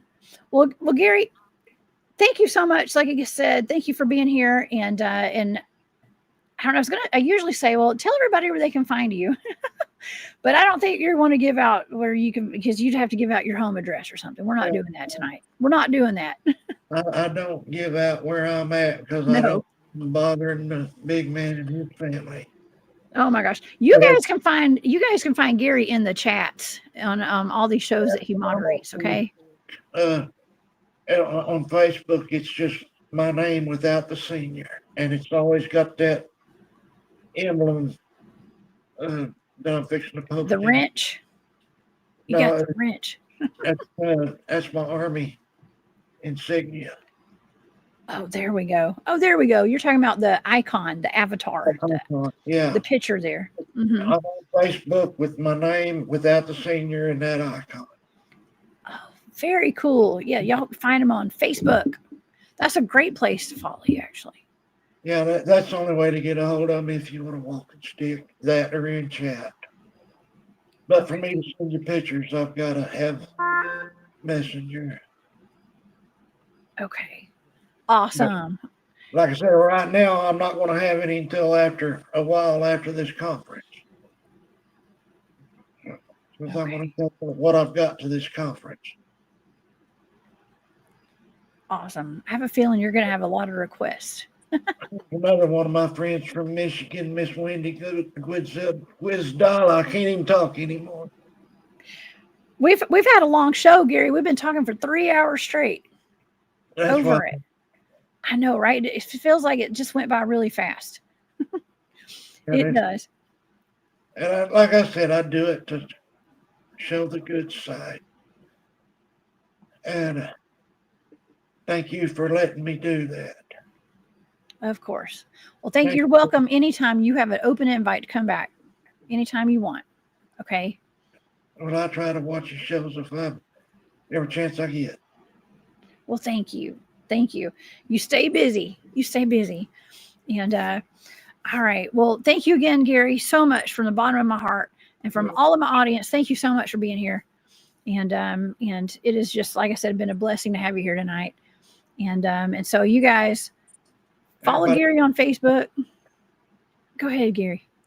I said, everybody have a good night and good rest of the weekend. Thank you. Yes, you guys have a wonderful night. Thank y'all so much for being here. I'm going to go down the list real quick and thank, let's see, everybody who gave super stickers, our new members of the Hunt Club tonight. Stargazer, thank you so much for gifting the memberships. Catherine Jones, thank you so much for the super sticker. Prince Arcane, what's up? Thank you for becoming a member. And Stargazer, thank you for giving another membership. Andrew Gnomes and Trucking, thank you for the super sticker. Long Island Bigfoot, thank you for gifting. And Rhonda, thank you for the super sticker. And Bigfoot Michigan Rob, thank you for the super stickers. You guys are the best. I appreciate y'all. And y'all come back and see me on Monday. I will be here Monday live at 1 p.m. Eastern once again. And we'll have a great show lined up for you guys. I hope everybody enjoyed this tonight. I hope you learned something. And remember to please keep your vibrational frequency as high as possible and live full of love. Okay. No fear. Keep your head on a swivel. Live in awareness, not in fear. Okay. Yeah. That's right. Yeah. We don't live in fear, but be aware. We live in a crazy world right now. And so just be aware. Okay. All right, Gary, everybody have a great night. And I'll see you guys back here on Monday. All right. See you, Gary. Thank you. Bye y'all.